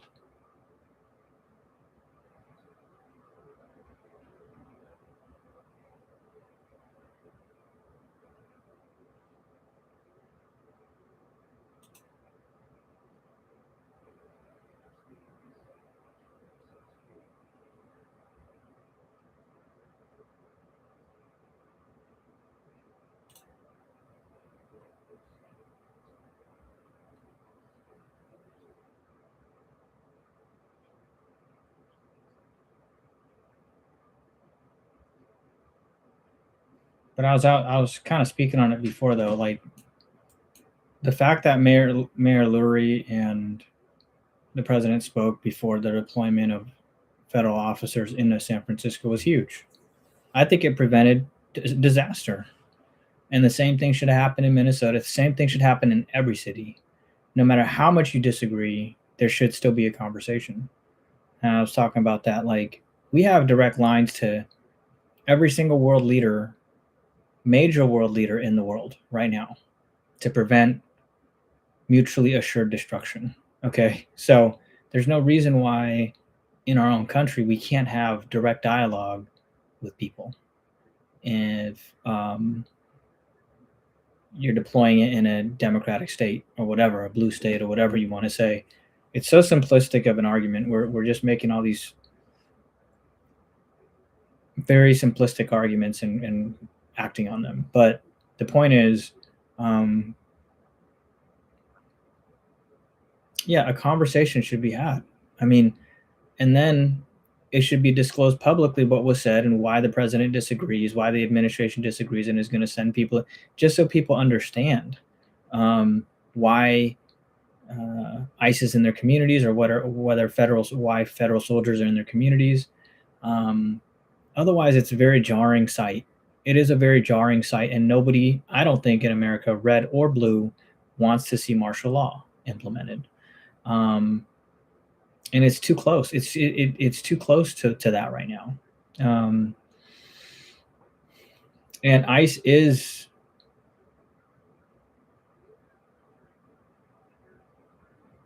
a seemingly separate arm that's most loyal to the president, most shaped in his image, under the what one podcaster called the guise of immigration enforcement. So I think there's every reason to be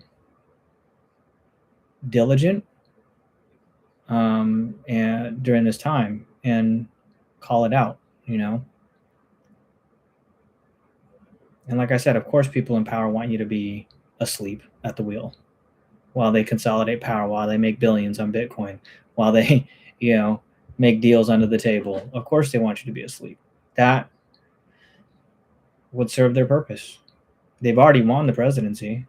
Why not consolidate more power? Why not consolidate more and do things that make no sense to regular people?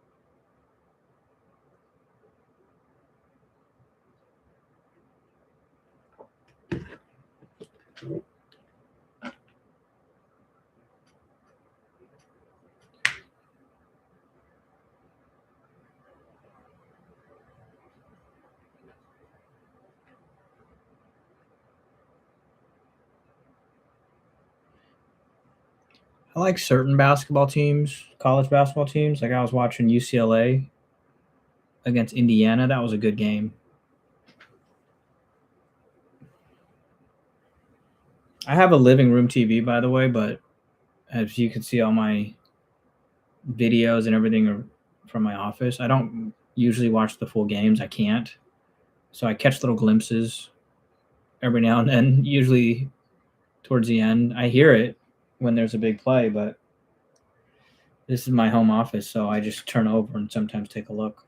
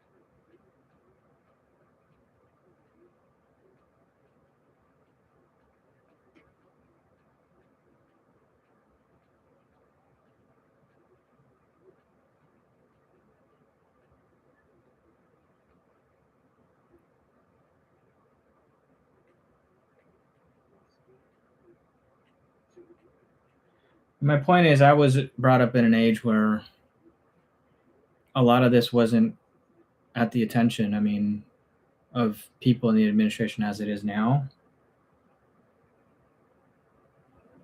But I ended up still getting into pretty good schools, and you just move on, you know. Um, but even if you are a victim, I learned this from Charlie Munger. You shouldn't act like a victim. And what I think a lot of the leadership in the Republican Party right now is feeding is victim mentality to their constituents.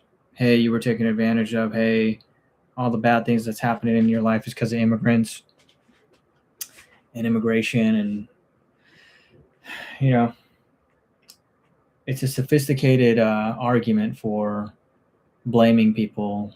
It's an age-old blame others, the other group for your pain. And he knows there's a lot more poor white people than there is any other race, probably.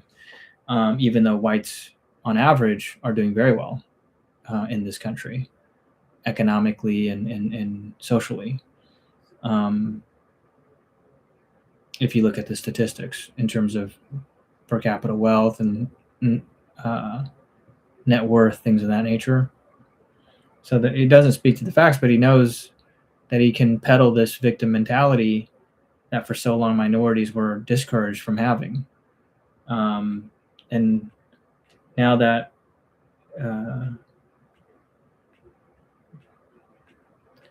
you're seeing minorities sometimes get rewarded for their efforts through education and things that for working hard, the immigrant work ethic or whatever. Now people are going back and saying and speaking to these folks who aren't doing well. And I see them, I know a lot of people who I grew up with who may be doing well or who may not be doing well. And it has nothing to do with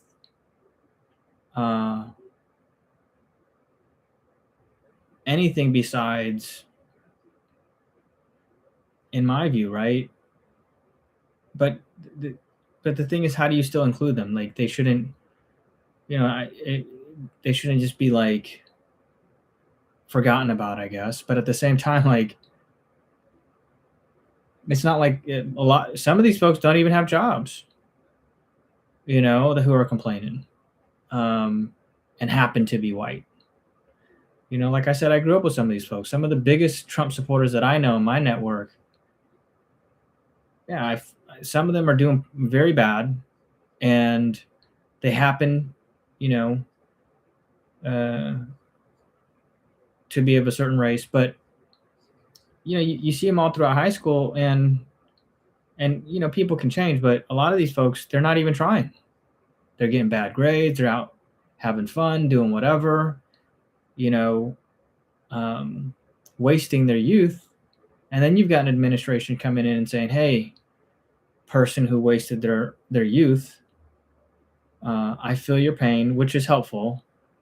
But to sit there and say, I feel your pain, and because of these minority groups, these immigrants, these fraud that's happening, is just wrongheaded, But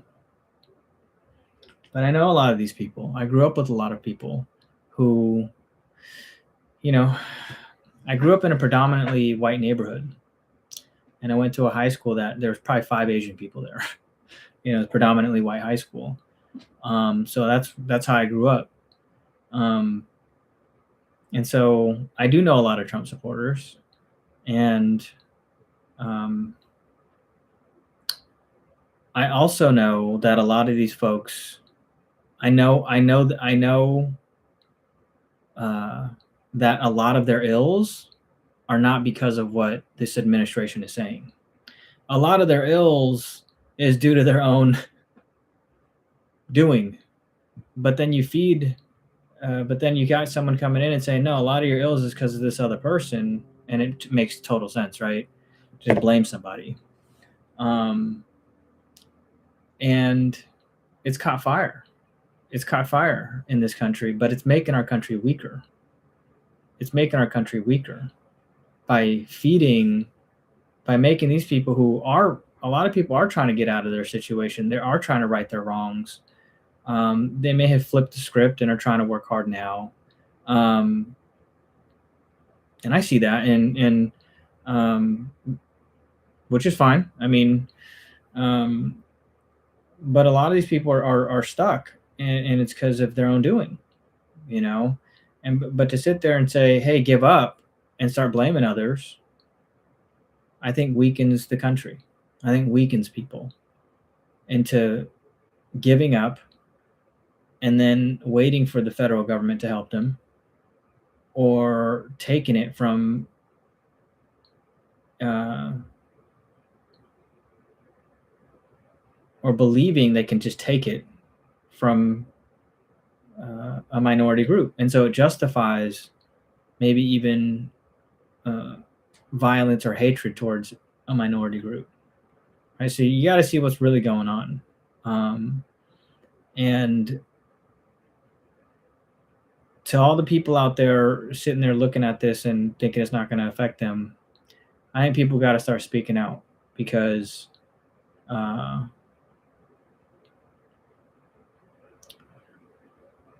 you can't just have people who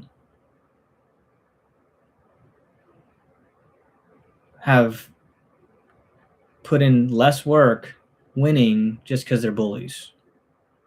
That can't happen. You can't bully your way to success. You got to work for it. It's earned. We all earned it. Okay? We got to earn it. And there's no easy answers. And why a lot of people, and I don't like the whole Hitler comparison. Okay? I don't like it.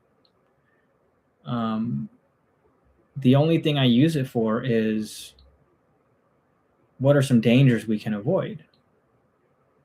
Luckily, I don't think we're in as bad of an economic situation as Germany was.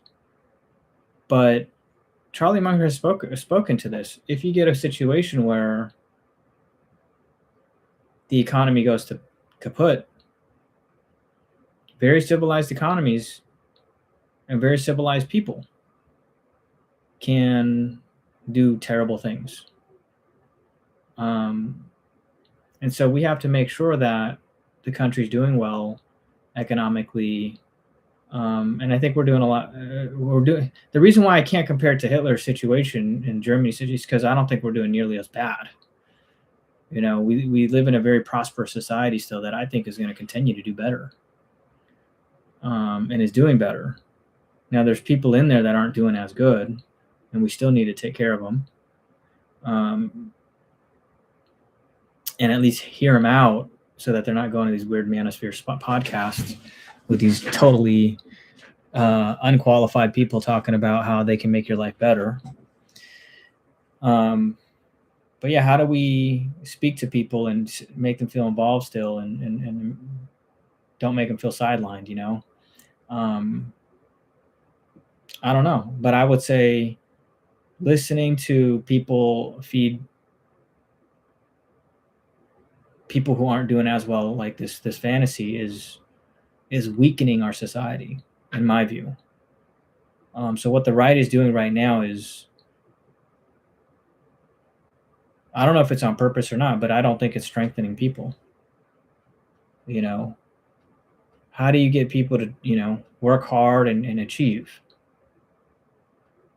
They got to start working on it. Don't sit back and blame people and wait for the government to bail you out. So I find that to be a real big issue in our country right now. A lot of blame going around, a lot of blame. And you can't just sit there crying. And all I'm saying is, could I sit here and wonder if I was a victim of affirmative action? Like I got discriminated against because I was Asian. There's too many Asians at some of the places I was applying at. Sure, I could cry about it. It's done. You know, I'm out of grad school at this point. But I'm not going to. It doesn't help me. It doesn't help me now. So, and that's just not the mentality that I've used to get better. Even in the worst of times, I've had some bad times. Like I said, I was in real estate at a bad time. So I've had some very trying times, and I didn't get out of it by blaming others.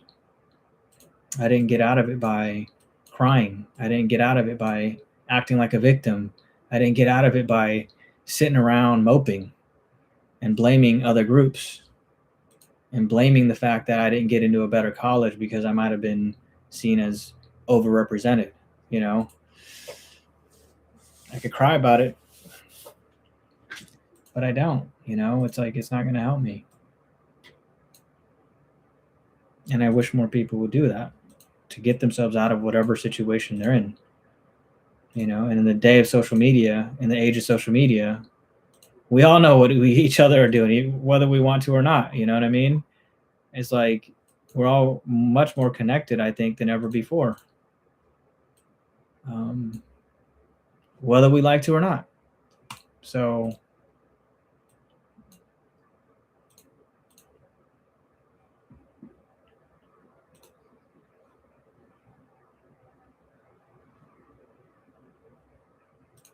don't do what's easy is what I'm saying.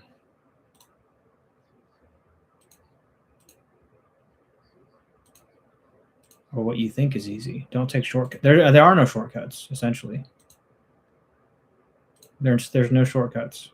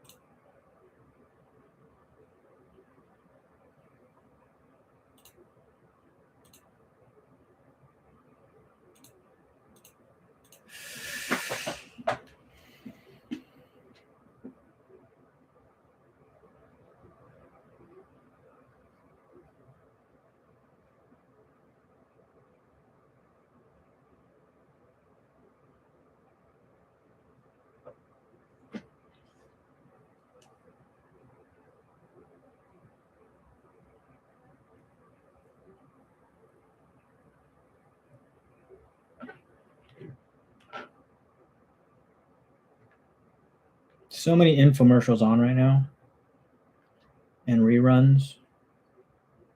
Calm before the storm, the Super Bowl storm. Here's one.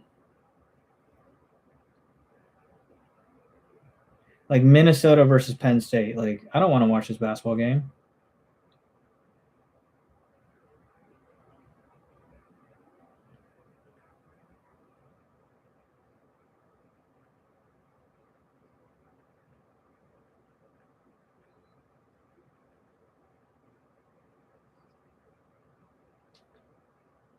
That's why, like,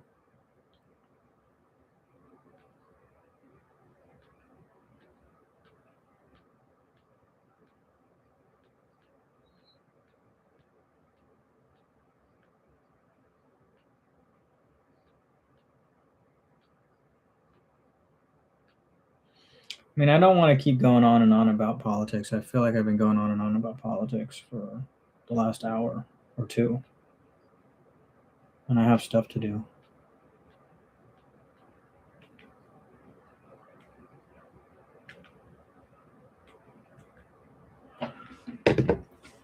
But I'm trying to figure this out, and I'm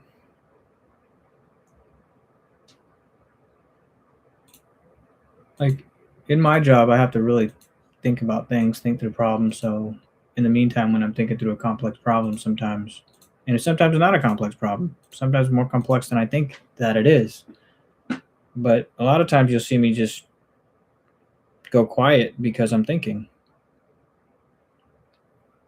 about how to best address the issue.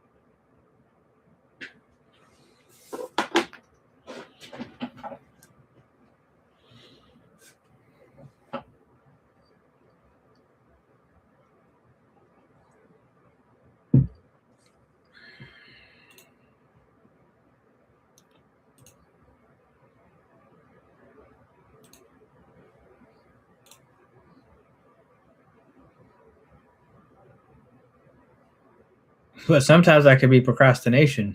You know what I mean? It's like,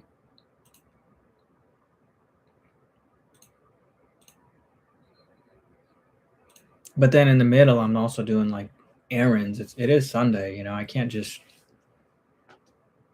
I work with what I can. I work when I can, but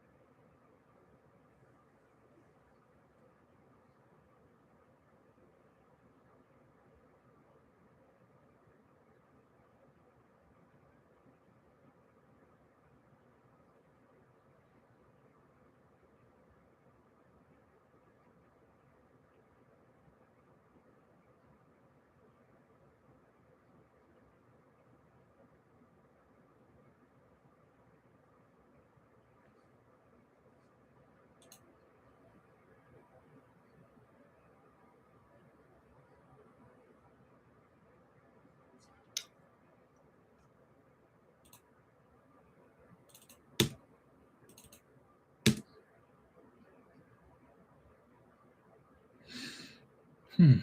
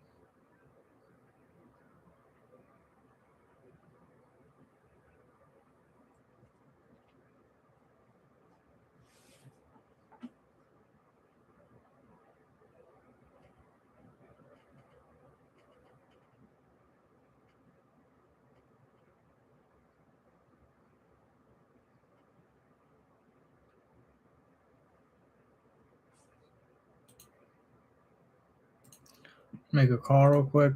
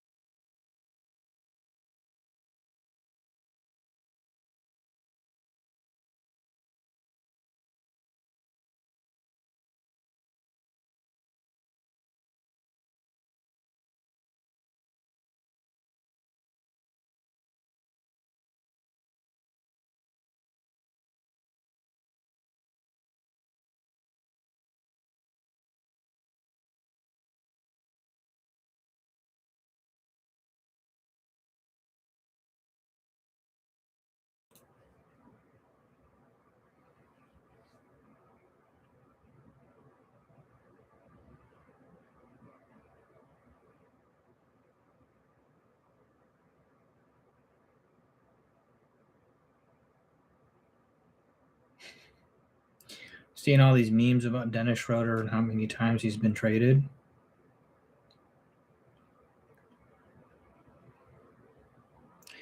You know, I didn't.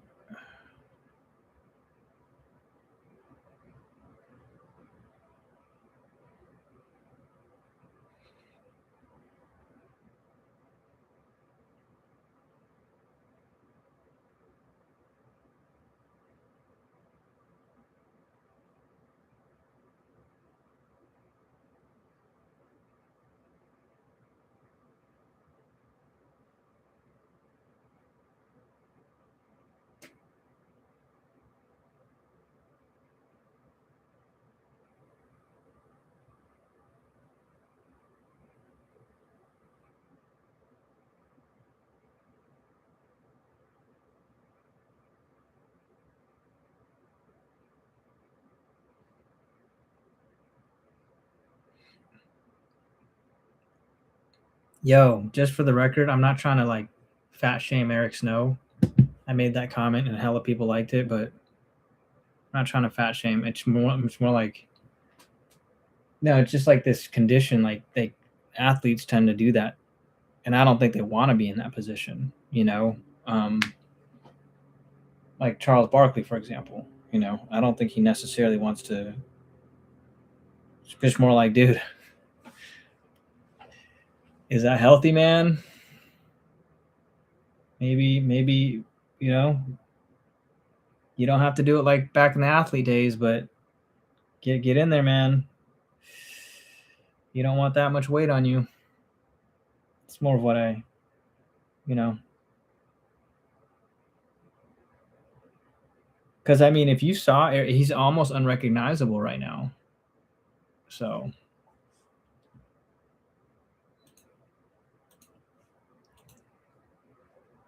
which is a little bit unfair. You don't want to compare him to like when he was like in the NBA. Like, but I'm not even doing that.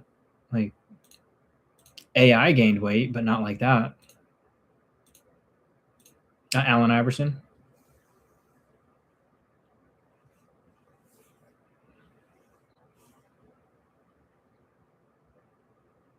And then some players they are on TV now, and so they keep up. They keep their shape, you know, to look presentable on TV.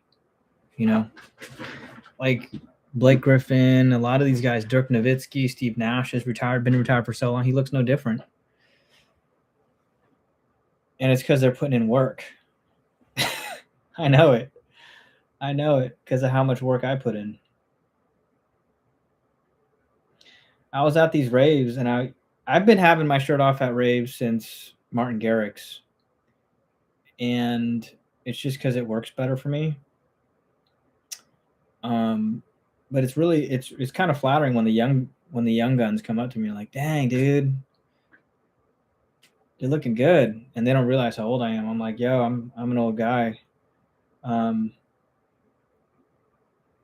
that happened at Dimension. A really young gun was like, "Dude, looking good, man." I work at it, you know. I work at it.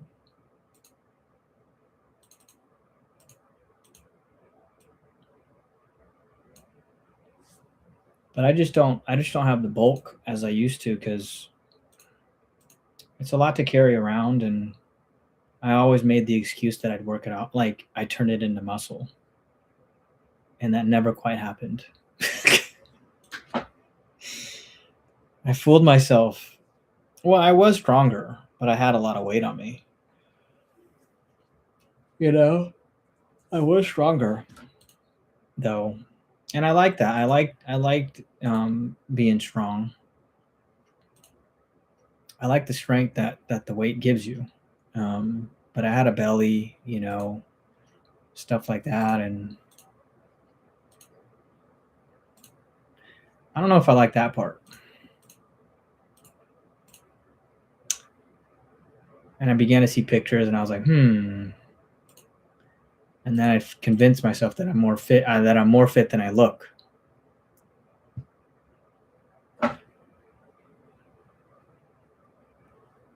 Anyway.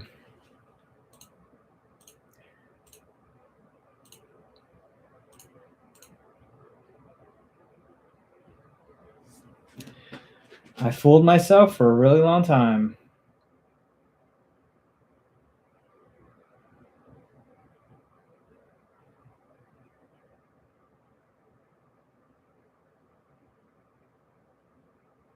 Because it's easy to fall into that. But it was a 18-year-old mentality. I'm going to put on weight, and I could work it off, you know. And I never did gain weight as much as I ate when I was younger. But now I'm, 40, 41. Now I'm 41, just turned. And I'm feeling it. Like, I just can't do the same. Like, I spend 10 minutes stretching now in the gym, literally stretching for like 5-10 minutes. Because I'm picking up too many injuries. So when I see like a Lindsey Vonn out there who just got injured, I feel bad for her. Or like a LeBron who's still his head's still at the rim when he dunks. I'm just amazed. But when he says, I'm feeling it, I believe him. Like the stuff that he must be going through to keep himself in that type of shape is pretty extraordinary.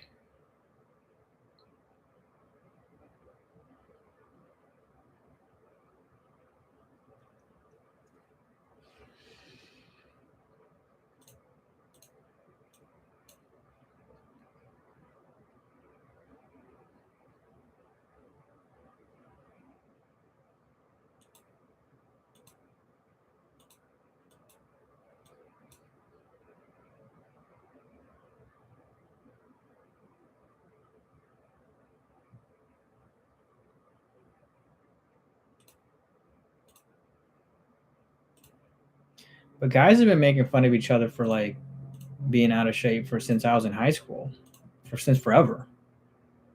You know, I know we talk about fat shaming, and it's usually, but at least me, I was always like into athletics and stuff like that when I was younger, and we let each other know,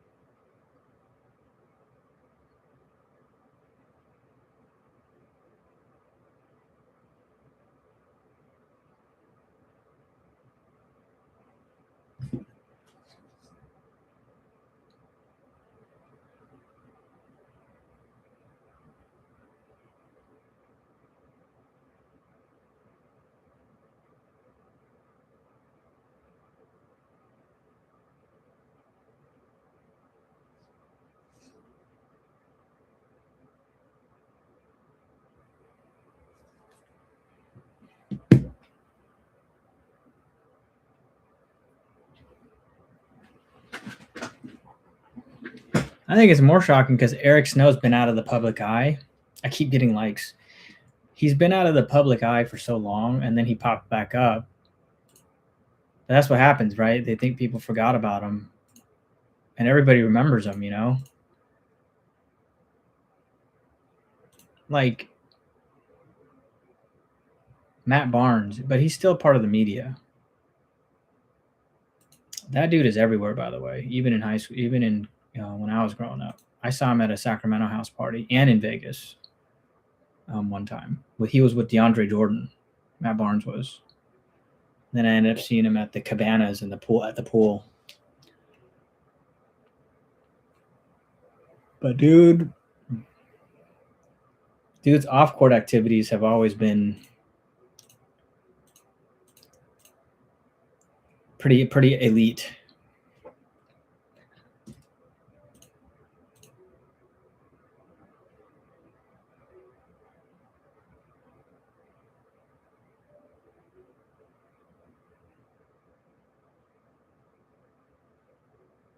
I think I remember Matt Barnes playing against El Camino too. For sure. There's this other guy who had just as much hype. His name was Jamil Pugh. And I remember him going to El Camino, vividly remember him going to El Camino and catching an alley-oop over one of the seniors.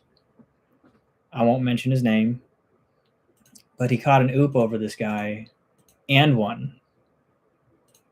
And the crowd went wild. Nuts.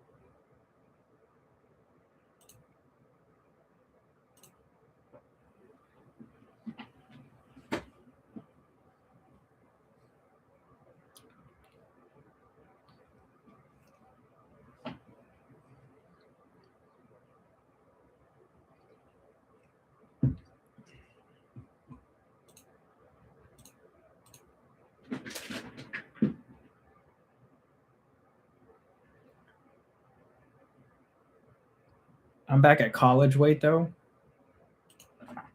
And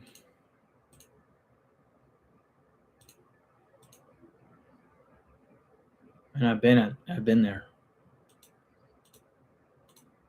But I go 5 days a week. And I only actually work out for like 30, 40 minutes. I get it though. You got to put on gym clothes. You got to stretch. You got to, fill up your water bottle, drive there, drive back, So I get the strain that people are under and they can't get to the gym, But even a brisk walk every day.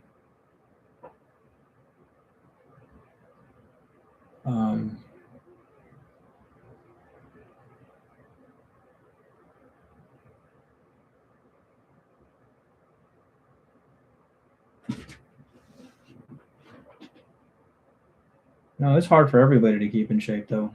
I know. It's just like I said, I've always been raised in that. Like all my siblings, like we always used to play sports. We were very competitive. It was either volleyball with my sisters in the backyard with the volleyball net, or basketball with my sisters and brothers, mainly with my brothers, but also with one of my sisters. Um, but yeah, and then soccer. There was some soccer. But we had a really big backyard, which was great, and a little playground back there. And I remember that it was great. That house was great for us, for our family. It was probably, I feel like it's a 1,500 to 2,000 square foot home, single story home, for 9 of us. But it's funny though, because all my memories were from there.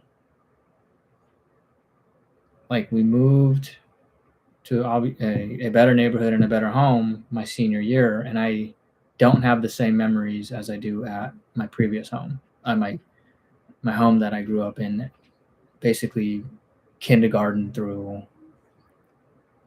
high school, K through 18, and I have a much more emotional attachment and deeper memories of that neighborhood than I have in every other neighborhood that I've been in. And so I know my neighborhood in Carmichael like the back of my hand, because we didn't have GPS, but we didn't have phones back then. So I know that. I know all the roads, you know. I know all the landmarks, everything. I know how to get around without ever using my phone. And now I use my phone, like here I have to use my phone all the time. In the Bay, no matter where I moved, I would always use my phone, the phone maps. Even here in this neighborhood, I got to use my phone all the time.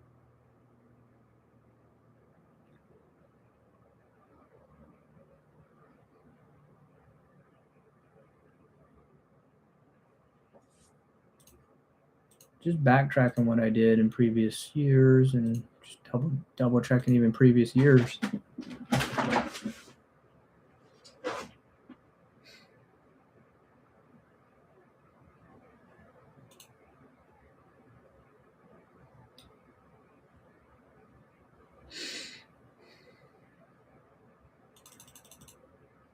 I'm gonna have to eat soon.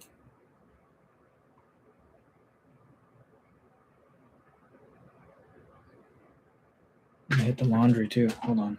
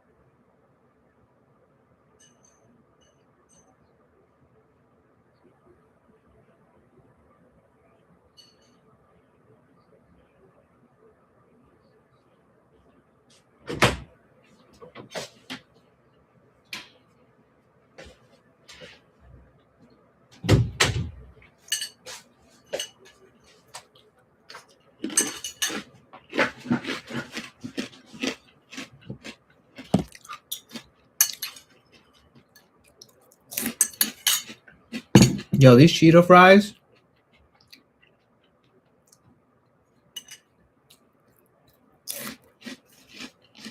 Like I said, they remind me of my youth.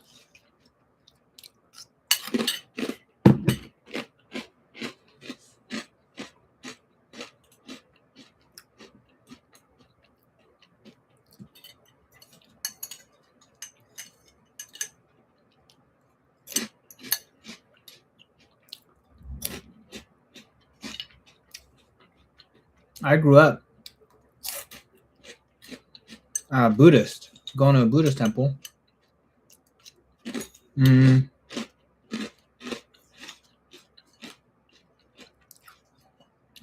I was a bad kid.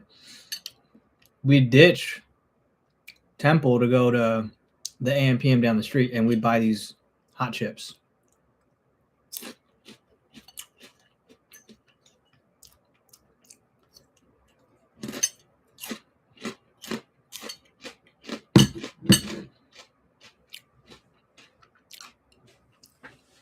It was not just a temple, though.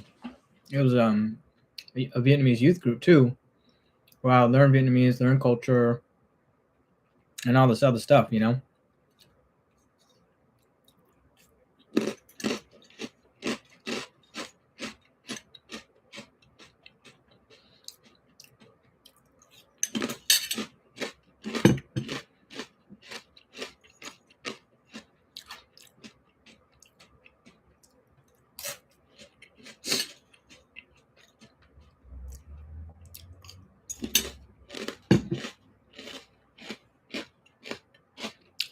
Learned about Buddhism, Siddhartha, all that stuff.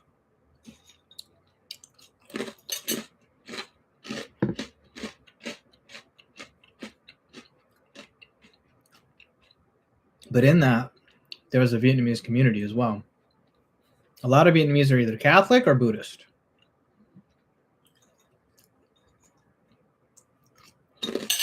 I have Catholic people. We have Catholic people in our family now, and Christians.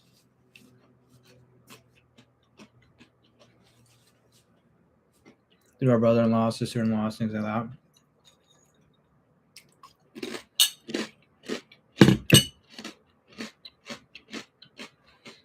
So we're a very accepting family. We're a very mixed family, you know?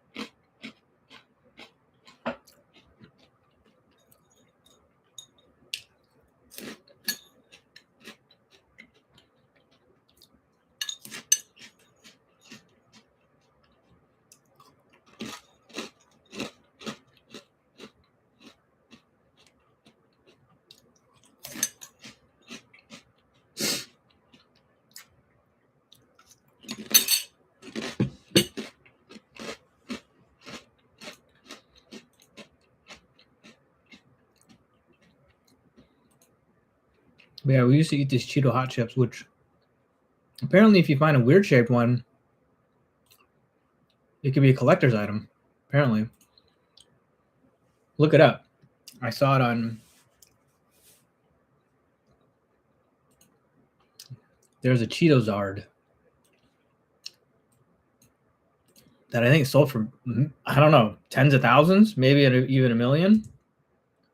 Cheeto Zard. Let's look it up. Cheeto Zard. Sold for $87,000, $90,000 for a Cheeto. Legit. I don't know about y'all, but I just stuffed the Cheetos in my mouth, and so I never even look at them. 90,000 in the tummy.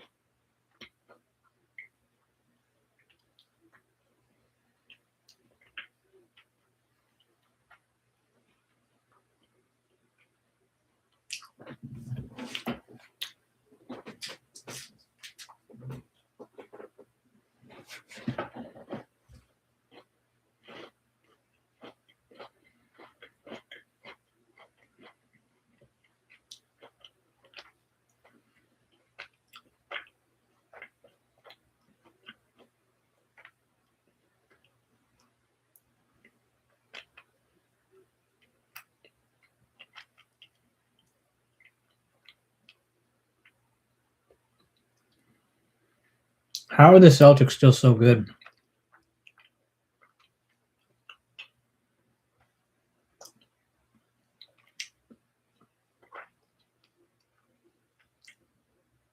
Peyton Pritchard, that dude can ball.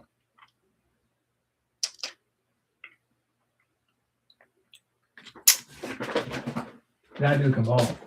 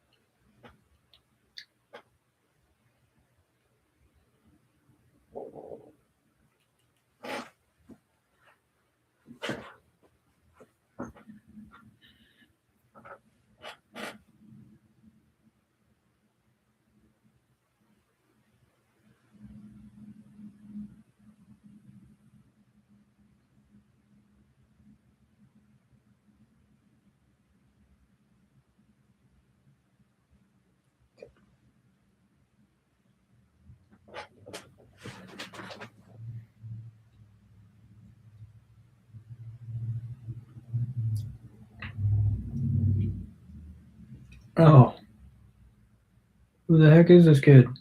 Simons? Just hit 2 threes in a row.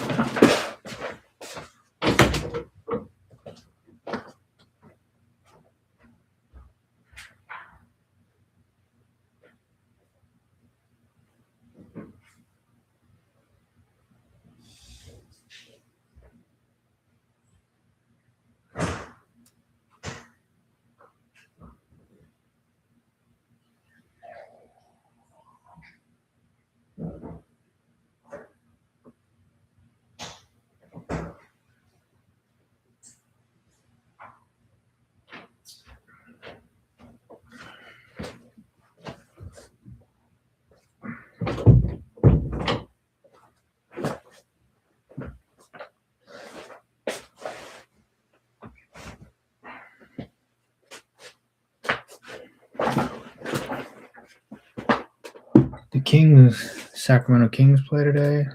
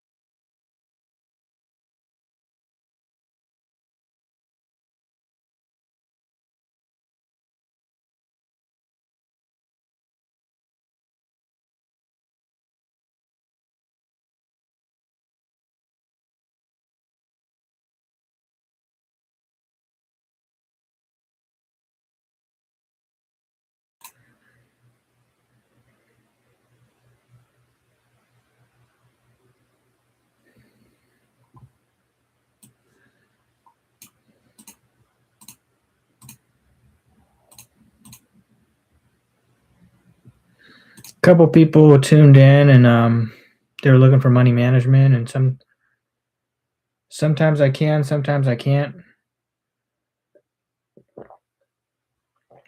But this is a live stream of me tending to business, which includes everything, right?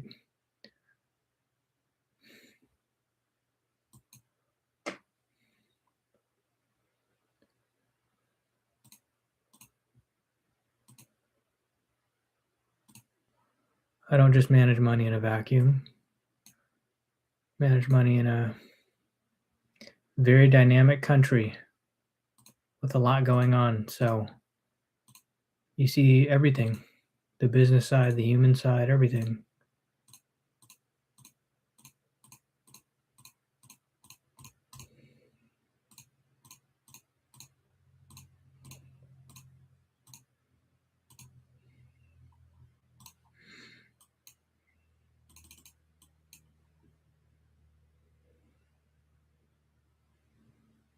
Boston's kicking the crap out of Milwaukee.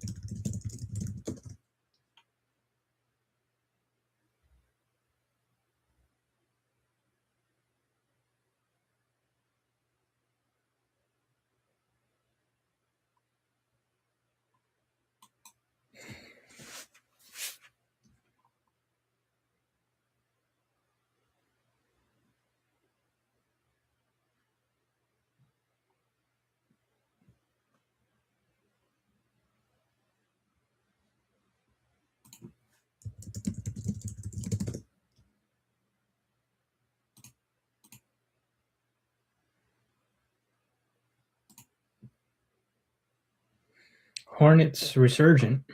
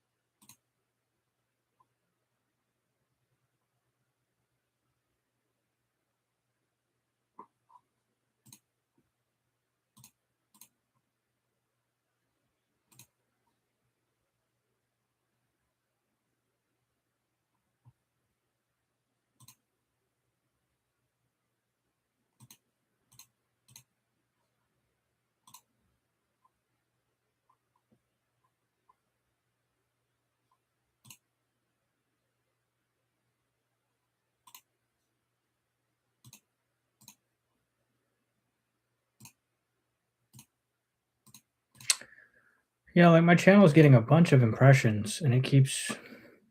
That doesn't mean clicks, but usually it can. Um, I'm just trying something different. Like I said, it's instead of posting super curated things that I can barely ever have time for, just post it on a daily. Um,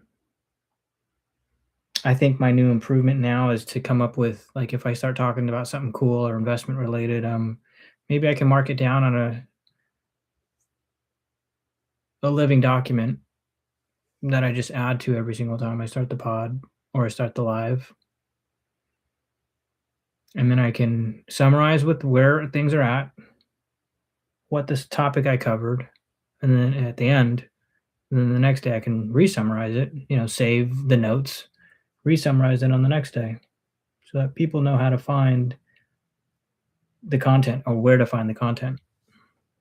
I think that is the biggest improvement I can make and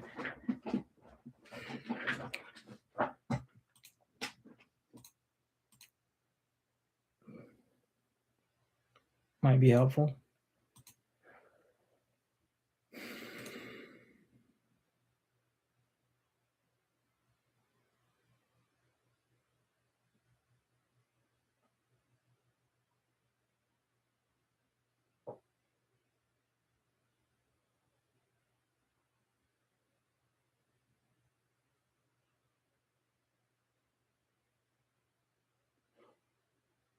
And the live stream is, it's about managing a business and stuff like that, but it's a lifestyle as well.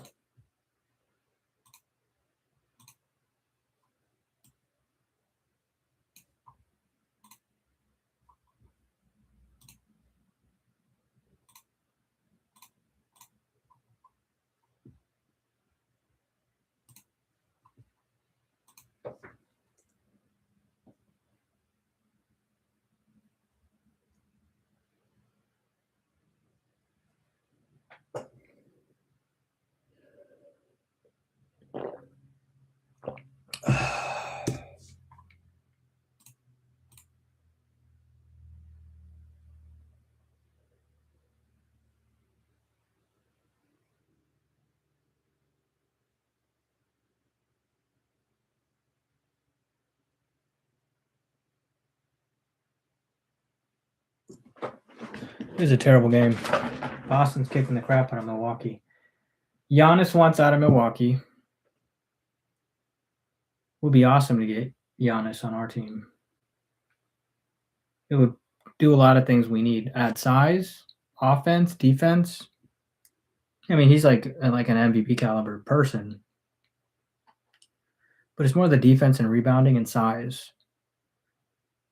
Sabonis is a big man, but he doesn't play big except for rebounding. He doesn't block shots very well.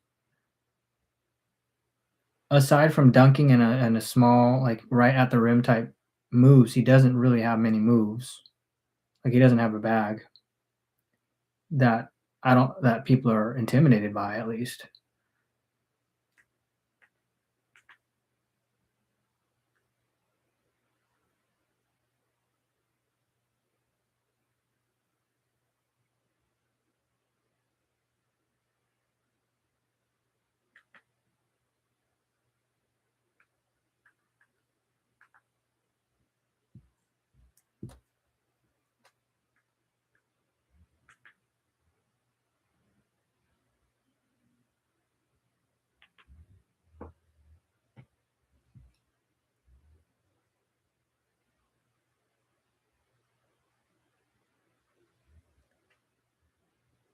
See, by this time,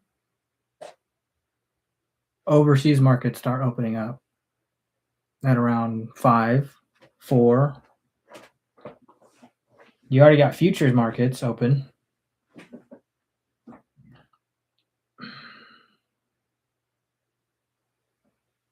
That's what I mean. It's a lifestyle.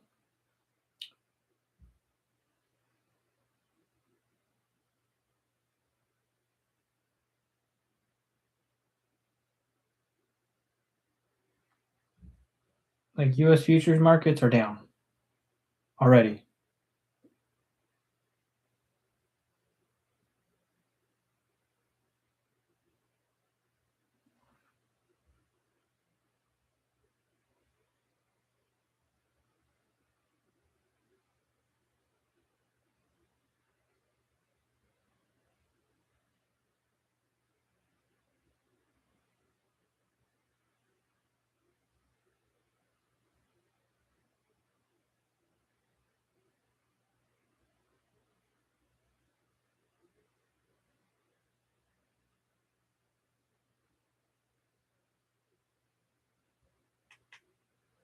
The heck? Terrible.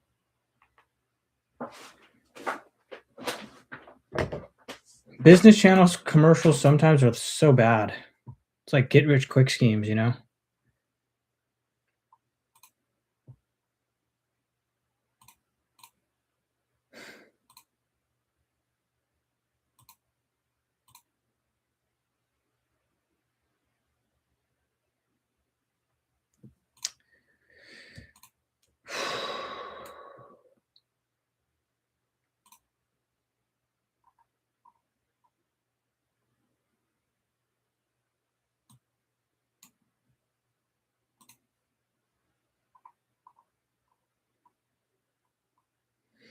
That's the other thing. My live is like it's a real thing. Like is in terms of if people are looking for a quick answer and quick like stock ideas and you know how to make a quick buck, definitely not the spot for it. Um I don't even want to come off like that.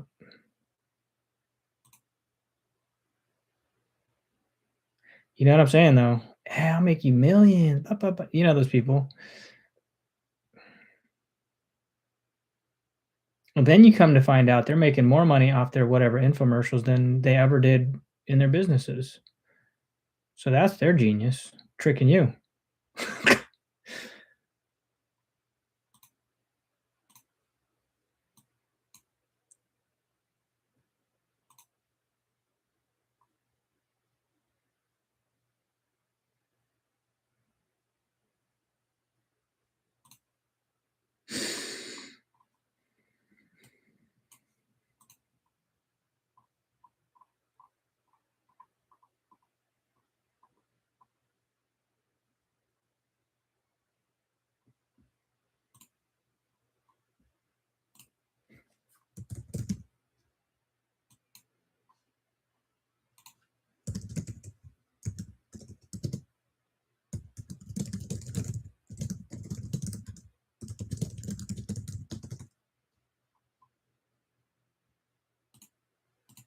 So Lunar New Year is coming up soon.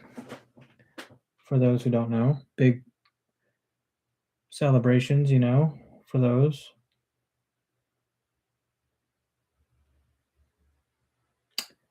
Who don't know. I bought this sweater, by the way. Notre Dame national title game.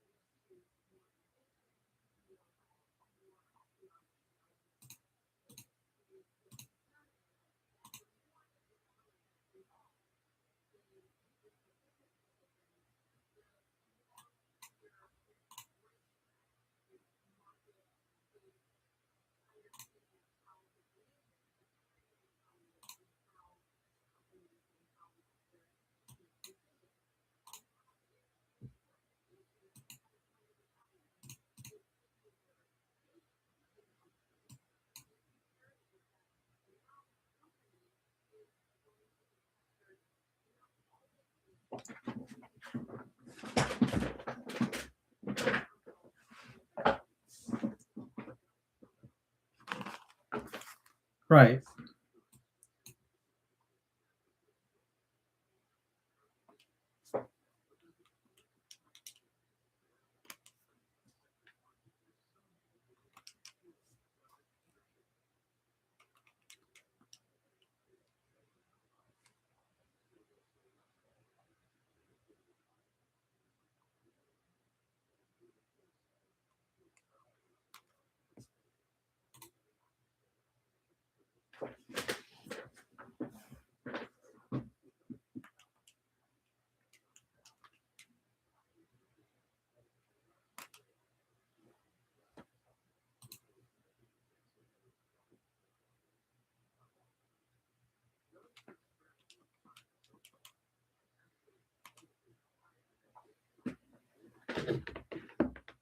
The private sector. I think that China is a very different country with a different political culture. It's organized in different ways. When you have so so many workers who are integrating into a formal economy and formal work and factory work with very long hours.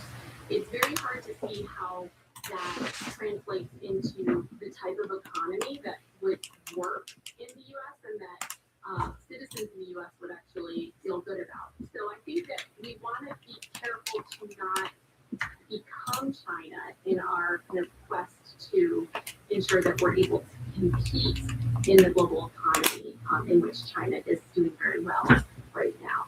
That said, there are specific areas of the economy that the Chinese model, and in particular concerns over Chinese oversupply, need more than just an uncoordinated market response to that.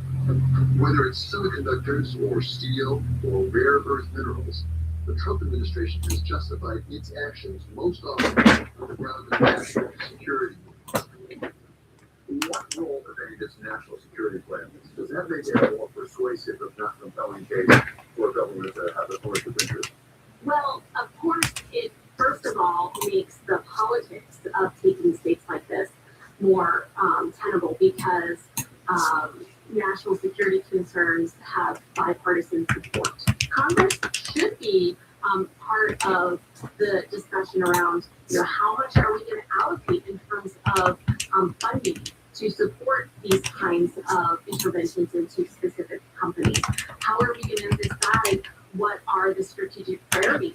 How are we going to ensure that the process through which companies are determined to be eligible for these kinds of programs is done in a way that is not about corruption and graft? We've looked around the world over the years and said a lot of countries are corrupt because of what the relationships are between private interests and government interests in various industries. What are the risks here, even of the appearance of corruption, as these investments are made in companies that often have some connection to the Trump family? I think we're past the point of the fully in corruption. I think this administration, and I don't mean to sound like a partisan, but I've never seen anything like it in my entire life. People have said, for example, that Lyndon Johnson sort of tilted the board in favor of getting a bunch of television licenses in Texas that made him wealthy. Okay, maybe he did, maybe he didn't. But that was then, this is now. That was one thing. This is like everything. Whether you want to talk about meme coins, whether you want to talk about rare earth minerals, whether you want to talk about real estate developments in the Middle East, whether you want to talk about Jared Kushner raising $5 billion, of which virtually all of it, 99% of it, came from the Middle East. This administration knows no bounds. It's setting aside the morality of it. What is it in the economy? I mean, we've fought for a long time a free market economy has served us well in terms of growth, in terms of jobs, in terms of standards of living. What are the threats, potentially, to the very foundations of our economy? Well, let's put it in a few different buckets. First of all, I think the corruption that we just talked about is as tasteful as it is, and I find it reprehensible. It's small potatoes in the great scheme of an economy that's $20 billion.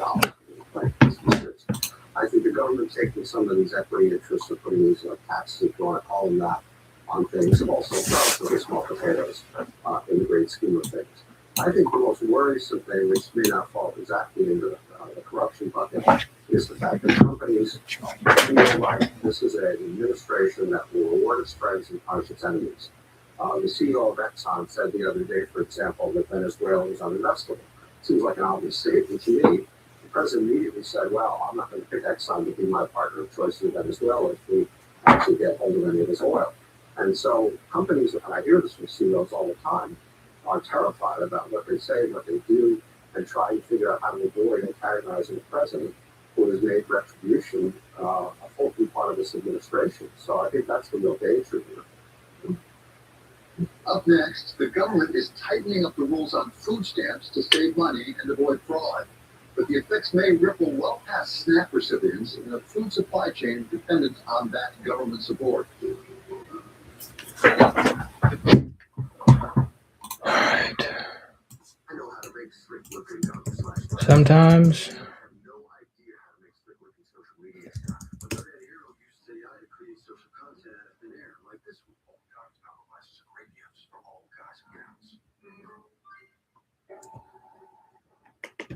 This is coming from a business channel that's not warped.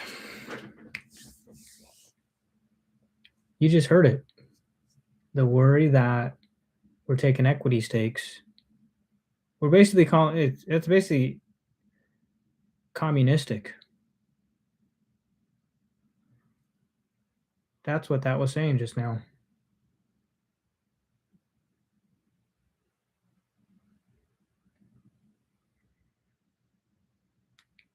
It smacks of communism.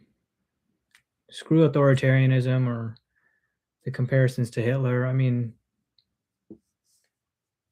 this is very much resembling, from an economic standpoint, a command and control economy in some aspects, or we're trying to turn it into a mixed one when the country's prosperity since the beginning has very much been due to capitalism and free markets. Not totally free. During the Depression, there's things we had to implement in order to create some type of safety net and reforms, but for the most part, and then there's temporary equity stakes we had to take to stabilize the economy, but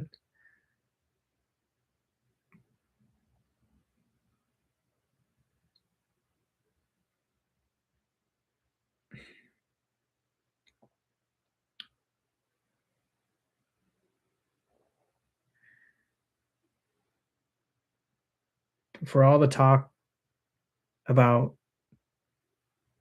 American exceptionalism, America first, we're so willing, or this administration is so willing to copy other economies and governments that don't resemble us at all.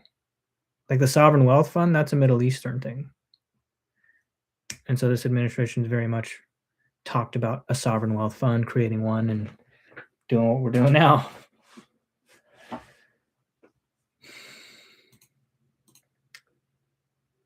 So billions, right, to support private enterprises. And then when it comes to helping people at the very bottom or who are struggling, nothing for them or less for them.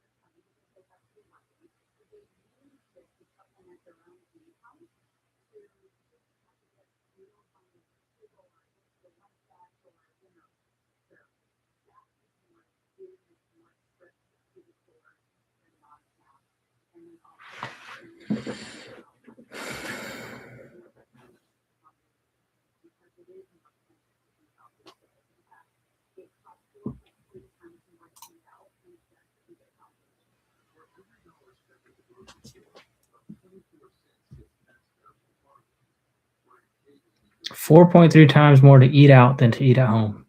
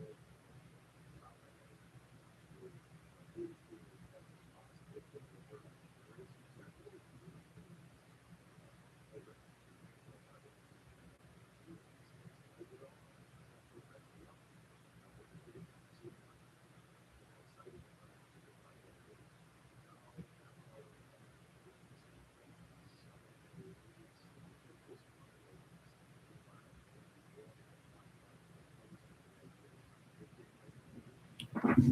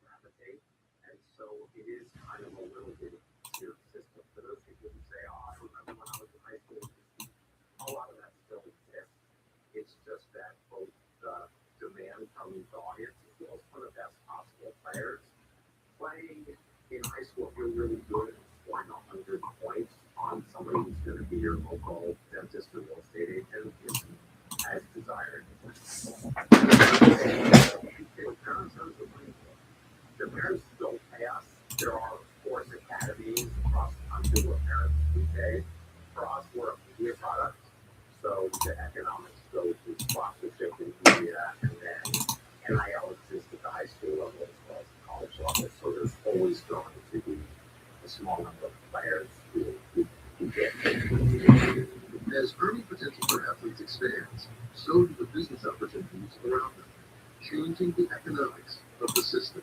Until 5, 6, 7 years ago, all sports teams were owned by families. So there are big team companies. There was no private equity. Sports were part of a lot of people. That's clearly changed.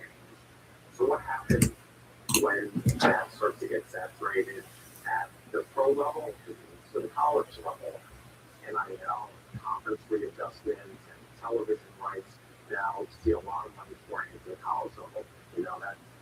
That picture is overflowing going to the high school level. Yet NIL, college scholarships, leagues like overtime, or playing for the Yankees. There are more pathways for kids to see a return on investment. But Tom Ferry says that just encourages parents to spend even more money. This whole industry is built on incentives, and those incentives have changed dramatically over the past 30 or 40 years. So in the early 1990s, there was about $250 million a year in athletic aid that was handed out by Division I Division II universities in Minnesota. Okay, $4 million. Today, that's more than $4 billion. So that's a lot of chunk that has been thrown in the water of youth sports. And it's making the parents a little bit crazy. They want something. They think this is an absolute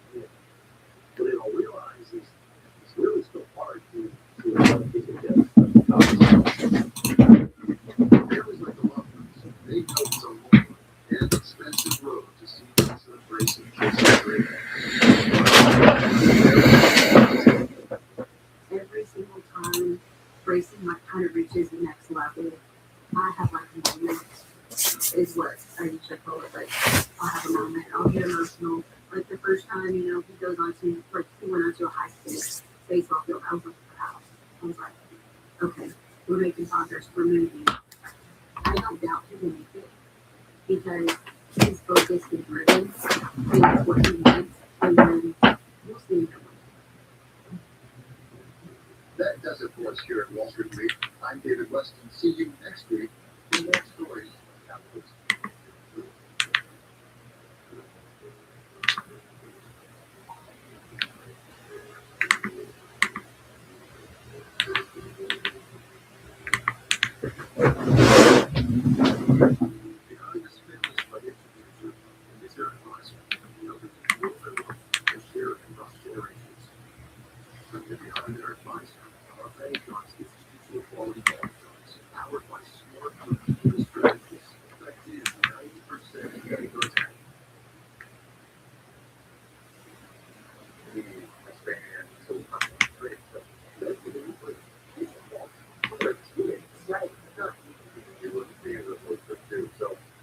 It's going to be an interesting experience.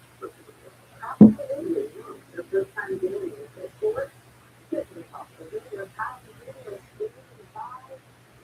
we're talking a lot about everything that went down last night. What your initial reaction to the trip? Well, listen, I think we've all been kind of sitting back, waiting, anticipating something to happen. There's no secret that this front office, led by Scott Perry, is obviously trying to make some changes to this roster that he inherited. So, it's like, okay, so here's the first domino to kind of fall. But, listen, it's for me personally, I've been doing this now for nearly 2 decades. It doesn't get easier as a human being for me to say, fine, but listen, these are guys that we see every day on the road, interact with them all the time. And this happens last night. They're gone this morning, so there's no goodbyes, there's no stealing there, none of that. So I think the business side of it always for me, that's the hardest part. Kind of doing this job and taking access to Keon is a good player. people that you work with all the time. But in terms of Hunter coming over, obviously that fits kind of the pieces that they're trying to Hunter's huge.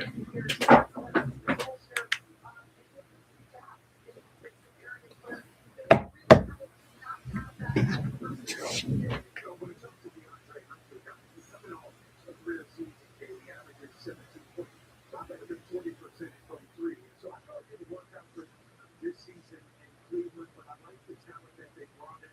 And to your point, you go to bed looking like one team, you wake up and 3 guys are gone. He was out at a hotel and on the road by 5 a.m. this morning, so we didn't even get to see him. So obviously, it's tough this time of year.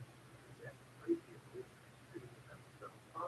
Hey, if you're under it at all, I think he kind of did with Graham, but especially the defense.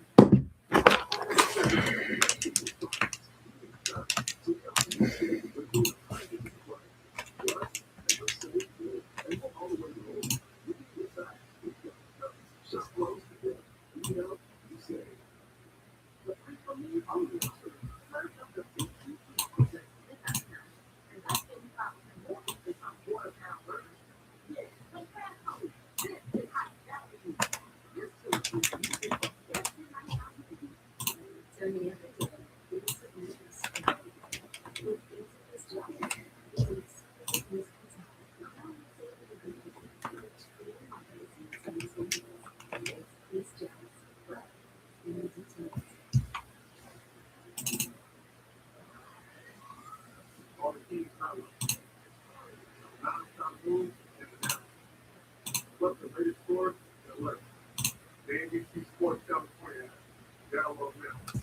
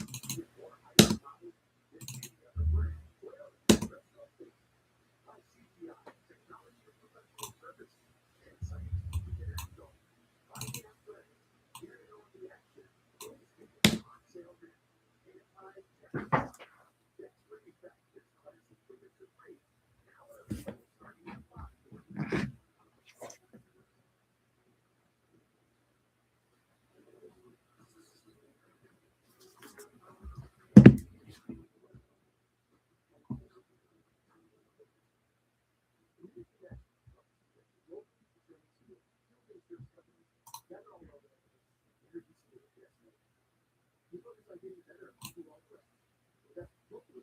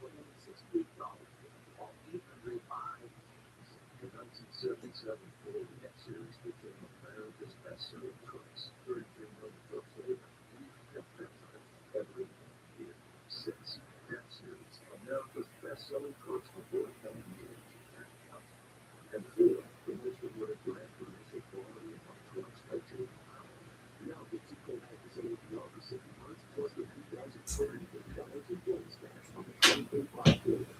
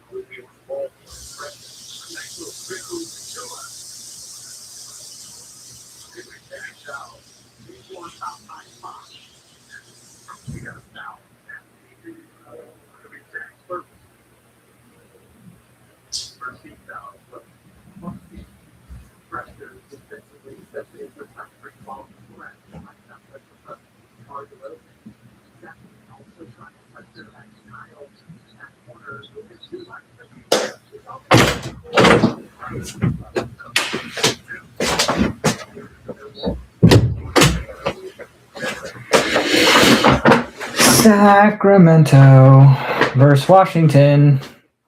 Wait, see, I don't like this. These guys just played. Like the NBA is trying to make the schedule more like easier for the players, but I think it's less interesting for the viewers.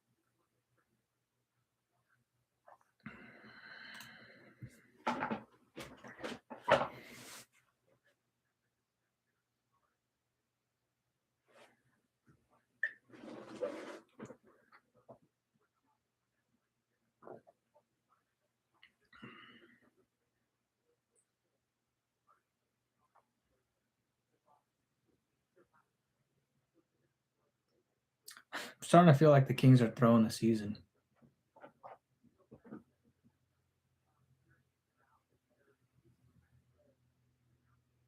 But like I said, that'd be unfair for the older players.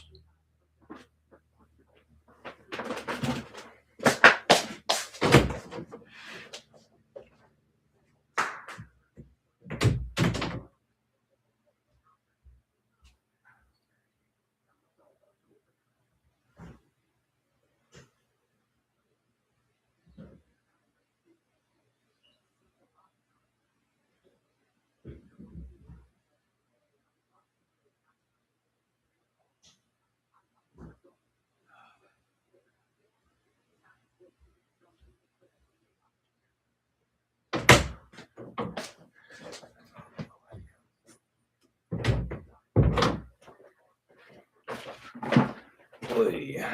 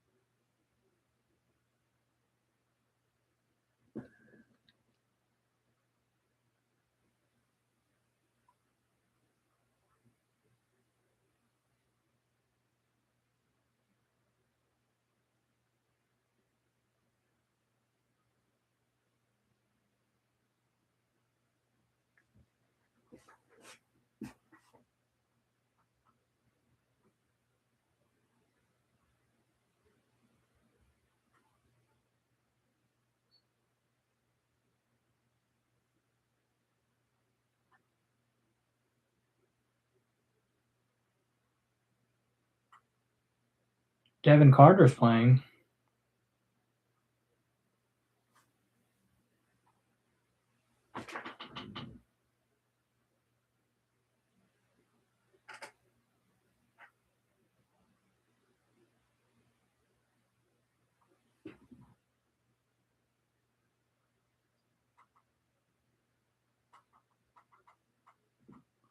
Who the heck is number 29?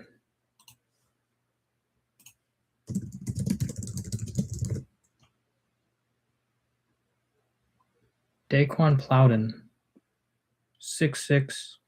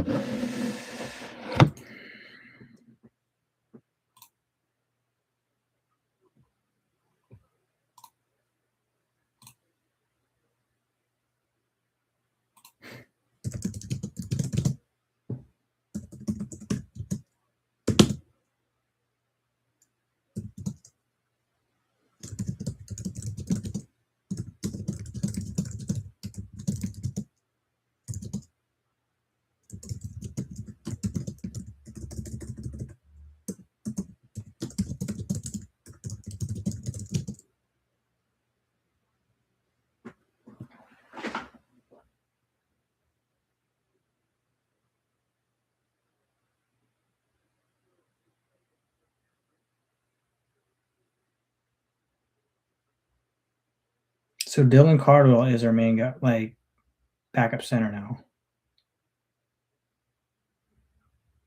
Well, I like Dylan. He's a shot blocker and a rebounder. We need that. And then Devin Carter, we haven't developed him at all. He's a good player.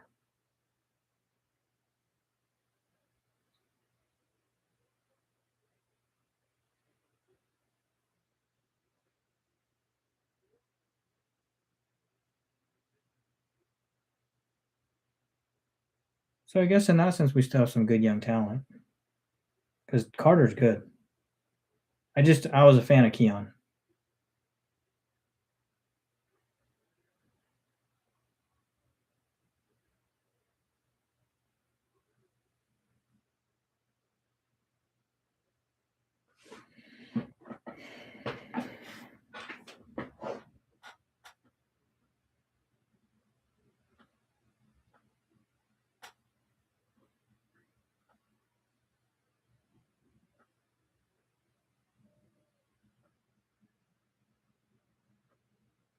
We need to be tougher on the interior. We need size.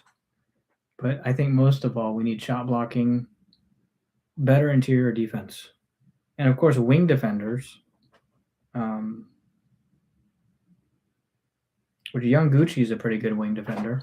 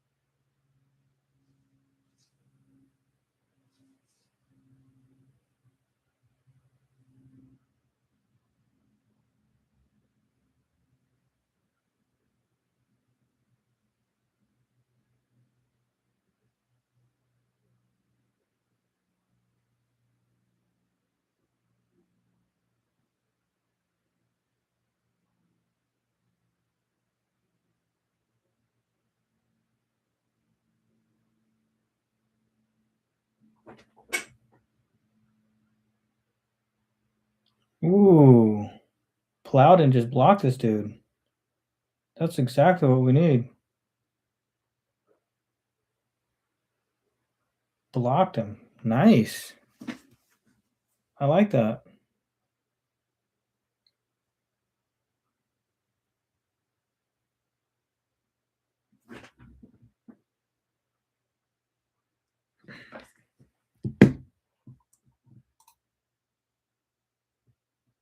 That's good.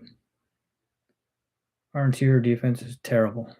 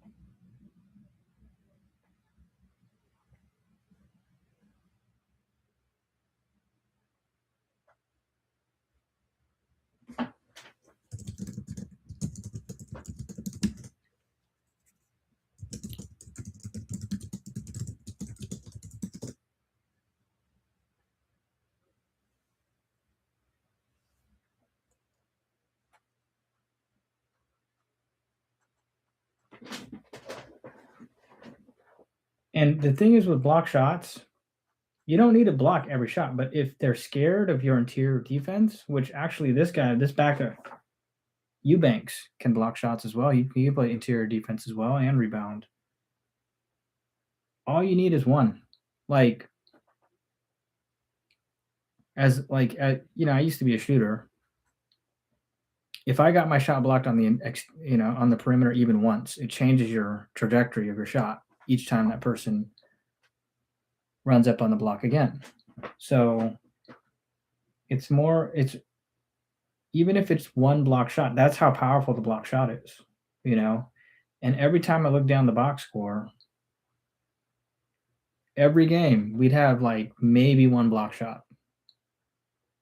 And that's just not good enough. In a game, I think it's a healthy game when you have 3, 4, 5 block shots. And that's the only way to keep the defense or the offense honest.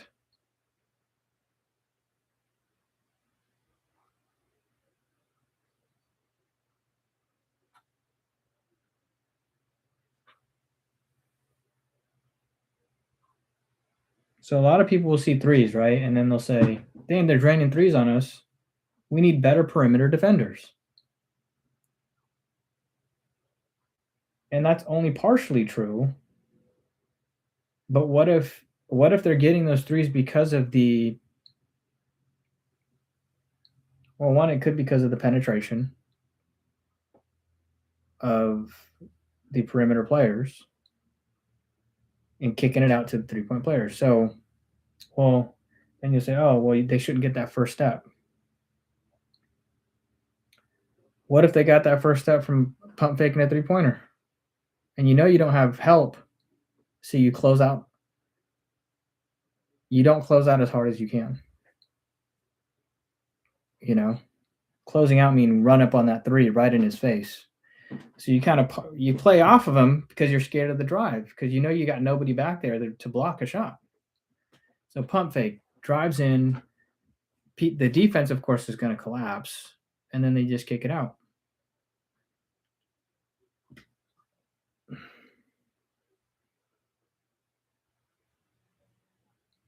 Because in basketball, there's a weak side, there's a strong side. And if they're driving from the strong side and can penetrate that defense, they're going to have weak side help. And usually that weak corner shooter may be open, on a help defense.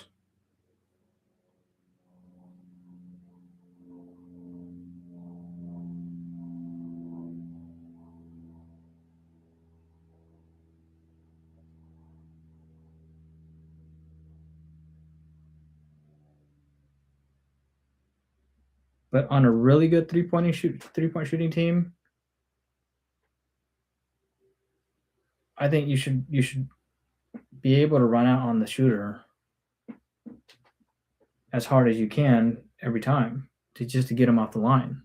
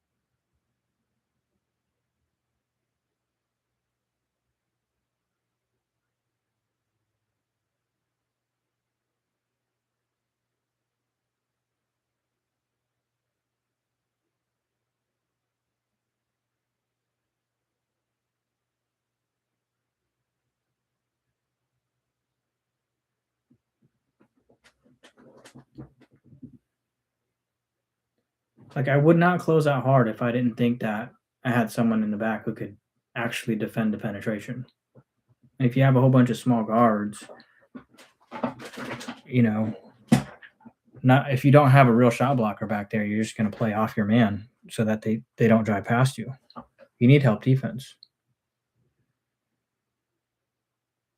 So you have an intimidating presence down there who's going to punish the player driving in, or at least block it, or at least do something that will actually stop it. Then you'll close out harder, I think.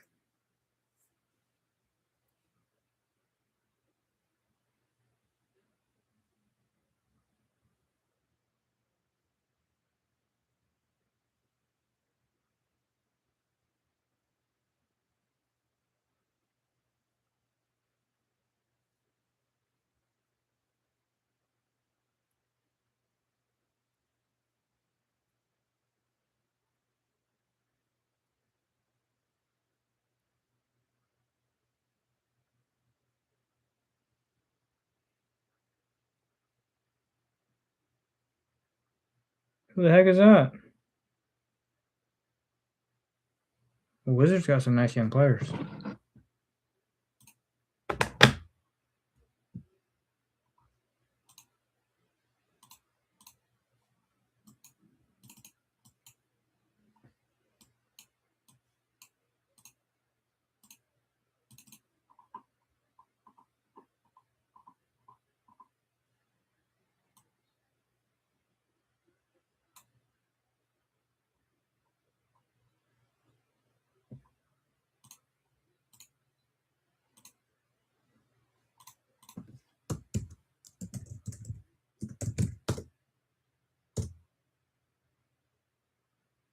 And guess what? If you have someone intimidating down there and somebody penetrates,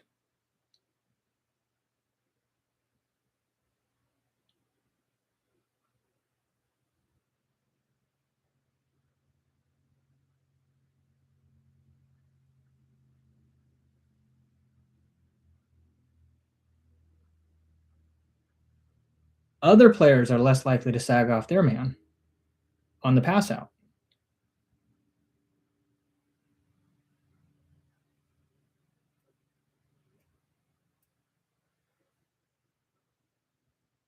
We just don't have that big, strong presence in the middle defensively.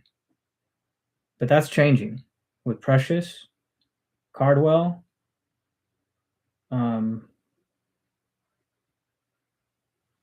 and then they brought in some other players here too.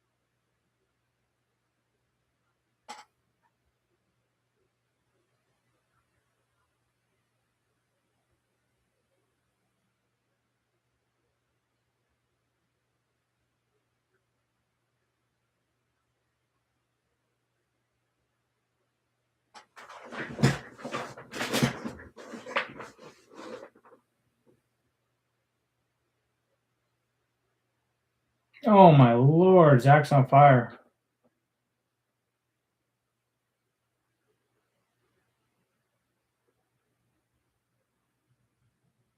In his face, too. No room in his face.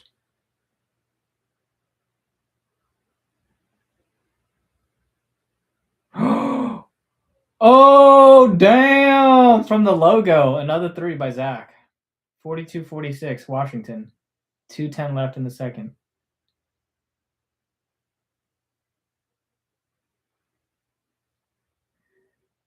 You know, I've been telling people there was too many mouths to feed.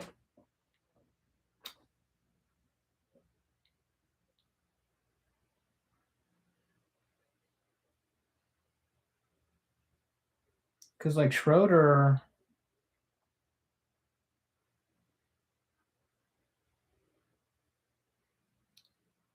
and Keon, they do look for their shots.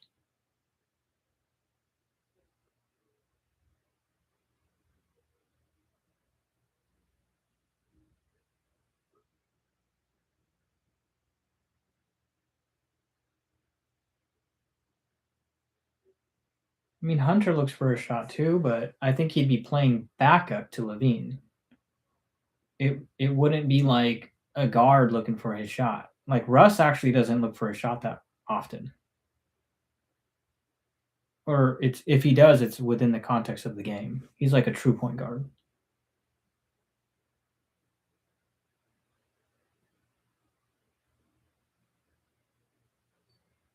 Neek get fouled. Nice. I like Neek. He's a big dude. Big guard. Defends well. Devin Carter's a little smaller, but he's bulky. Malik is tiny. but his offensive firepower is crazy. So it actually makes sense.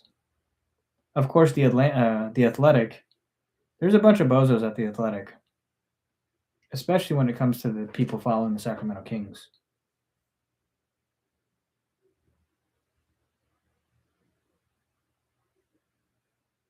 They said in trading Schroeder and Keon, the Kings are like rudderless. They have no direction. They're trading away their future again. But then Devin Carter comes off the bench. Now he gets to play, who, if they've even been paying attention, he's a really good rookie. And then they definitely have direction because Hunter Moore is a backup and a role player. And he's bigger. He's just 6'6". I've seen him play, too. He's good. Solid player.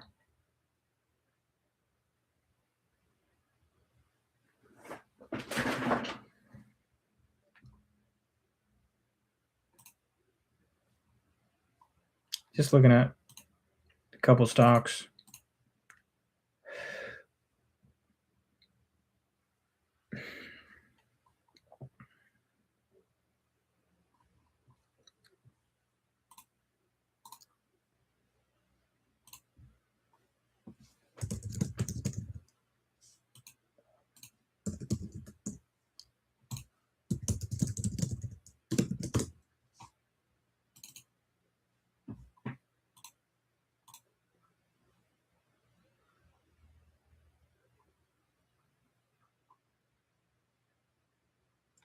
They got two rookies in Reno and Clifford.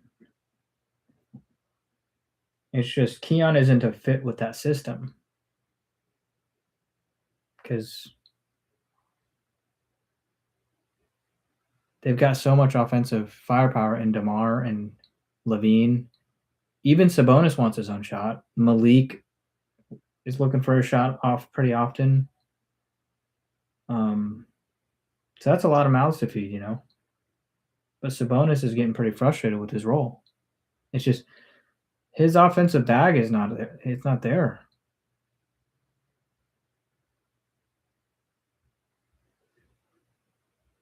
But literally, DeMar and Zach will take half your shots, you know?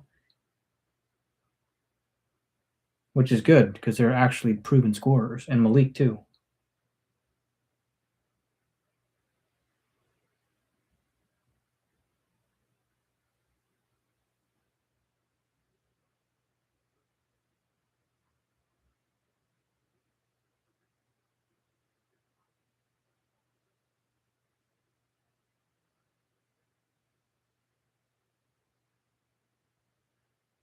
Zach attack, baby. Yo, he just hit another three. This dude is on fire. It's just weird. I see him do this, and then next game he goes cold. It's the craziest thing ever.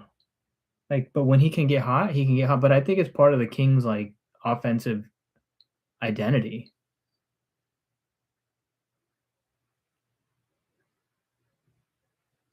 Technically, Russ can look for his own shot too. So we got a lot of mouths to feed and too many. And then Schroeder just didn't make sense. Overall, too many small like guards. And part of it is because Sabonis on the offseason asked for smaller guard, like a point guard. And I thought we needed a point guard, you know, but I thought we needed just as much as a point guard as interior defense because Sabonis isn't that guy. Now we got some interior defense. We got some perimeter defenders. We got some young players. We got some vets. I mean, the Kings have won some big games. It's just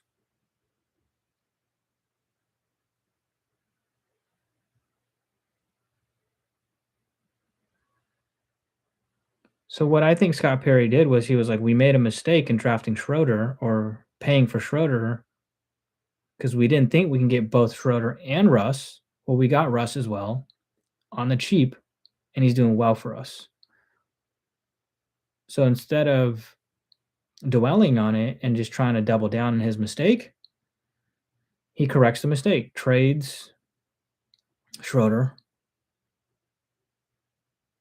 and then he has to throw in Keon because it's like you're not going to get a player of Hunter's caliber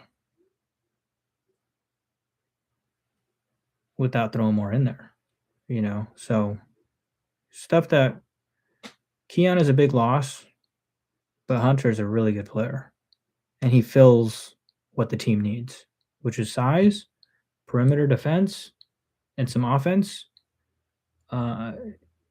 backing up Levine and DeMar. So in that second unit, we're going to have some more firepower. Or he may even play with the first unit, but he gives him a second scoring option in addition to Malik, But most of all, it just gives us size on the wing, We don't have enough size on the wing. Like I saw Keon try to defend like Booker and like these bigger guards, and he just gets ran over. And he can't really play the point guard role like Russ can. Can't distribute like Russ can. Can't rebound like Russ can. And then Schroeder just his offense is terrible. It doesn't make sense. Like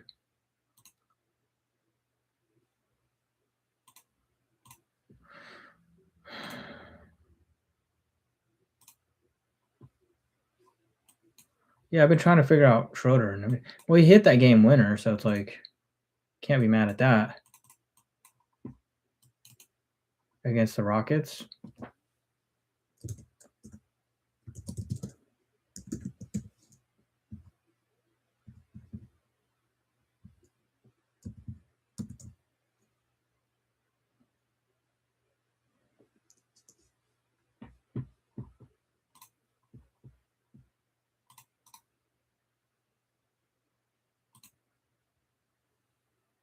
First of the month.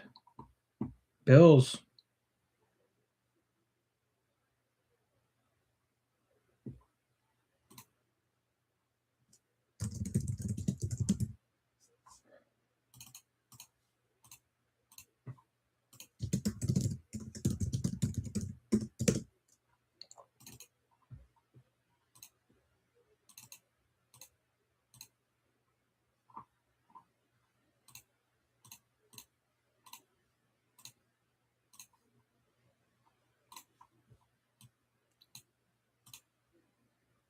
Running a business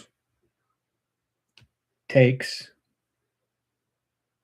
at least starting a fund or starting a investment firm.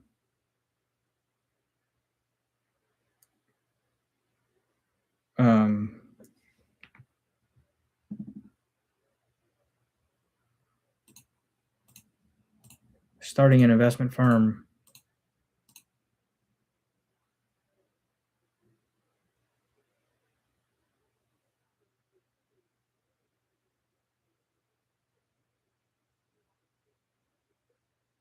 takes a lot of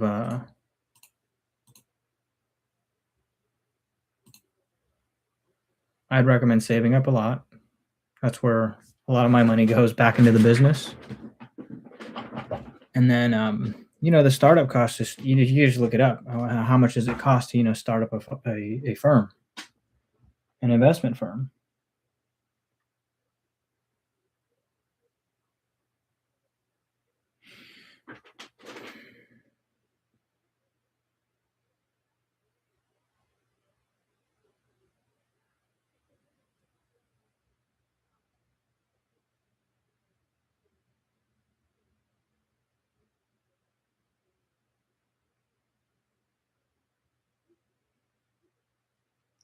So it takes a little bit of saving so you can support your business. That's with every business. So it takes a certain amount of financial strength to be able to start up a company and then to keep it running.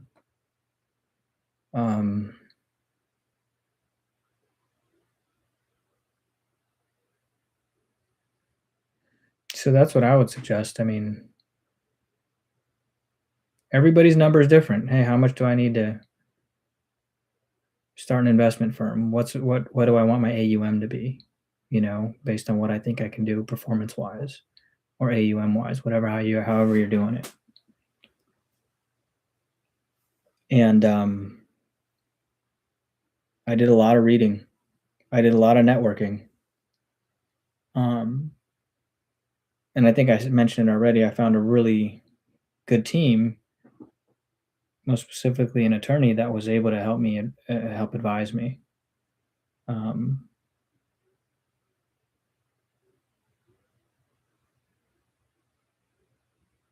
was a little bit of luck too. I mean, I just through reading so much stuff.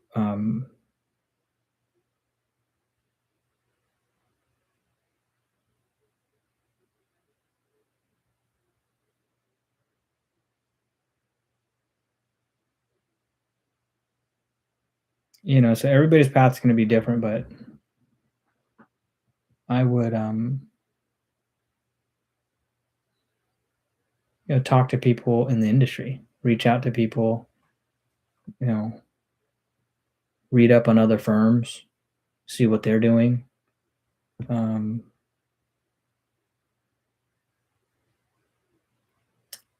save up and see how much you'd feel comfortable starting a business with and starting an investment firm with in terms of assets under management or whatever else. Takes a lot of planning, takes some clients, it takes some, and whatever that takes, right? Whatever will attract clients and investors, whether it's experience or credentials or whatever you need. Just understand, like,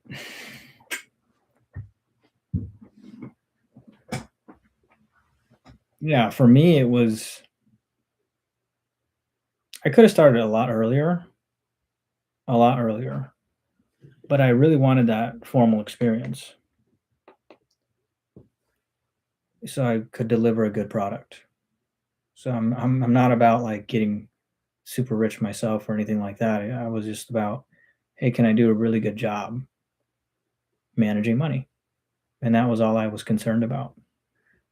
And so how do I develop my skills? How do I develop my knowledge to get better at that? And for me, because everything that I did in my career helped build up to this, whether it was the sales experience, whether because so I understand so many areas of banking now and finance, from mortgage to small business to personal finances to investing. I mean, and it's all helped. It's all helped. So I wouldn't say like, because if you take just an investment manager and you're like, hey, go out there and start a business, they may just be good at investing, you know. And I don't think that's enough. You got to know how to operate a business. You got to know how to attract clientele. You got to know how to communicate with your investors and set the right expectations with investors. And you have to perform as well. It's not just, you can dive in and perform all day.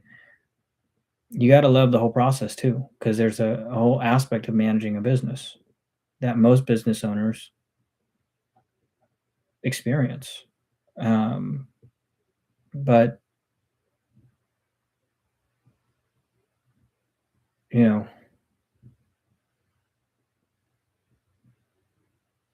I was watching in one of my lives Jerry Jones,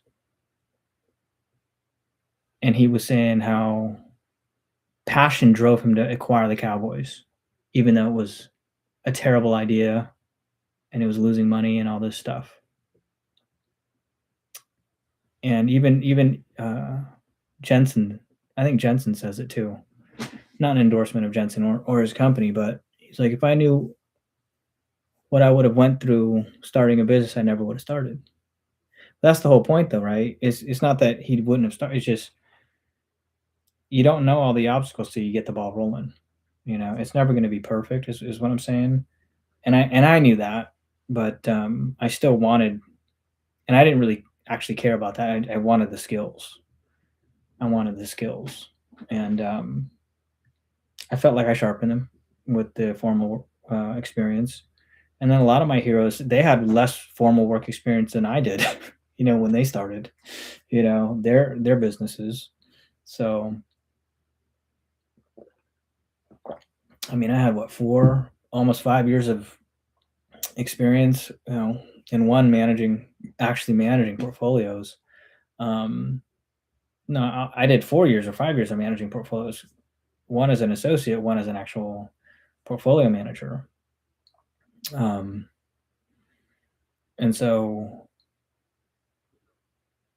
I would say my Bank of America experience was even more rich because it was in the billions, and I backed up portfolios in the billions as well. Sometimes I was a sole portfolio manager as the backup. I had built up that kind of experience at B of A. So that was pretty instrumental for me. But it built confidence. And then I kind of saw all the pieces that went into it. And I was like, you know what? I think I could do this. So that's what it took for me. It wasn't, well, and financial resources as well. You have to have financial resources to start a business and maintain one. And so, but you have to manage those resources carefully. So,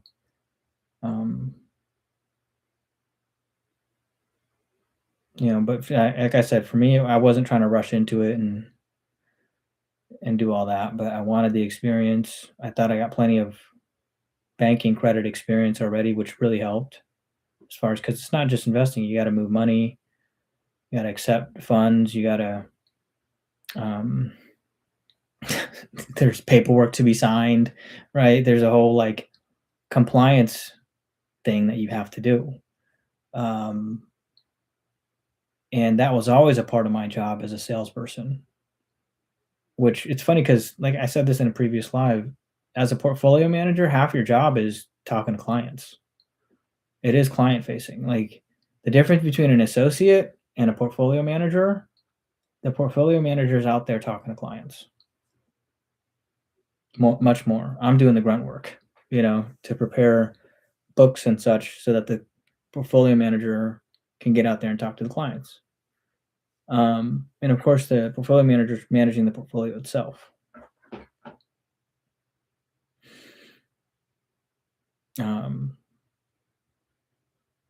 But yeah, it was, it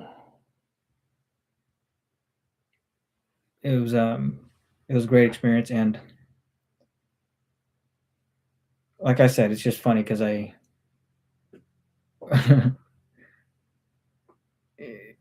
why I say, like, don't listen to people. Don't listen to naysayers when you've done your research. I know people with no experience, like no formal money management experience, who have started up a money management business and done well. So, Charlie Munger,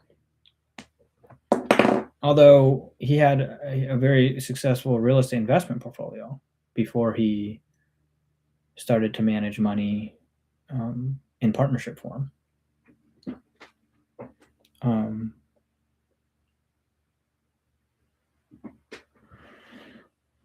And he did that before meeting Buffett.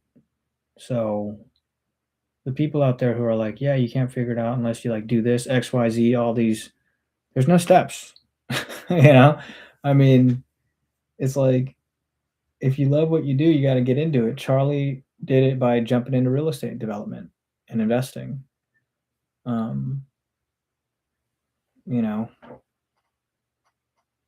Well, he was an attorney first.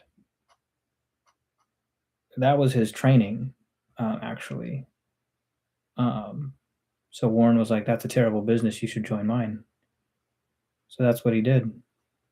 So he had a small, did investments on the side, things like that. And that's where he cut his teeth. But that's what I'm saying. Like, you got to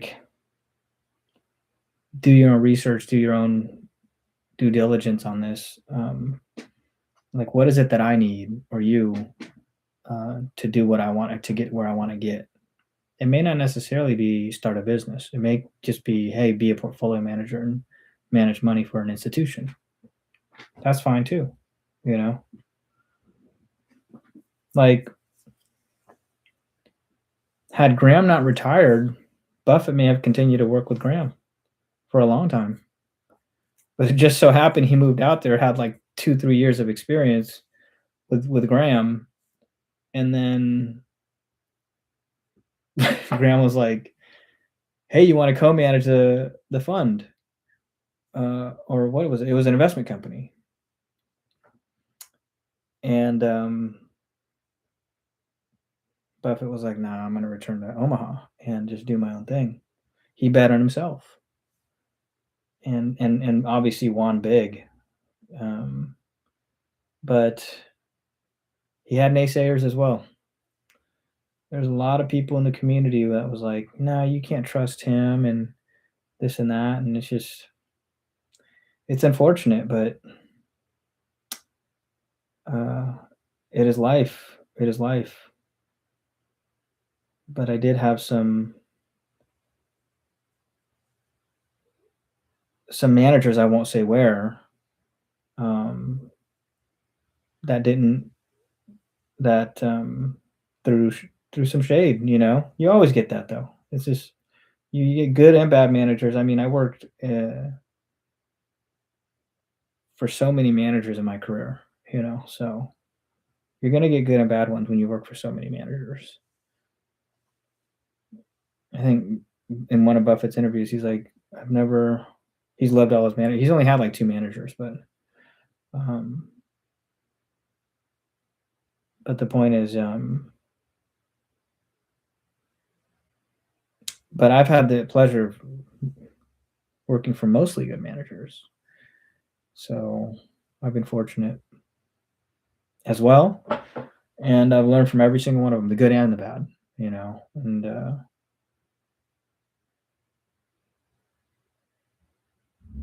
as that chef was saying in Getting There, in that book that I was sharing,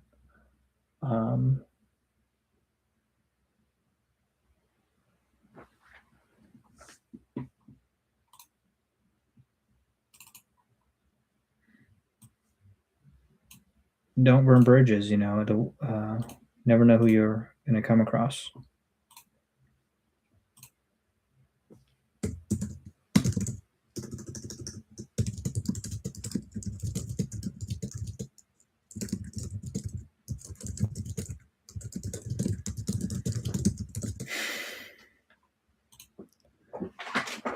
So yeah, I'm gonna wrap it up.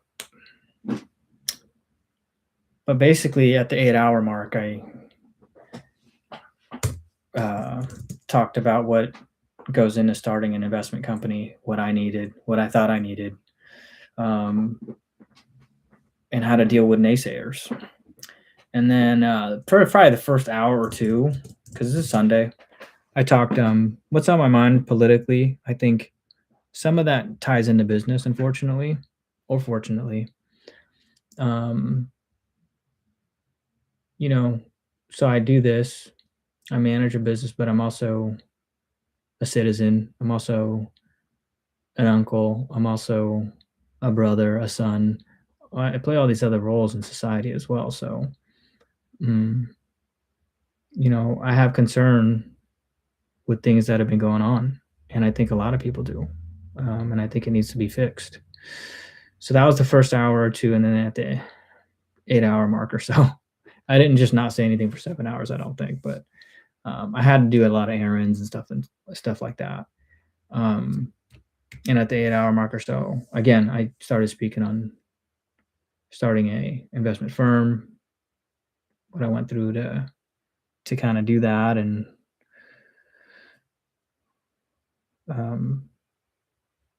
what I feel like it takes as far as financial resources and experience and networking and that type of thing. So hopefully that was interesting, and I'll see y'all when I see y'all.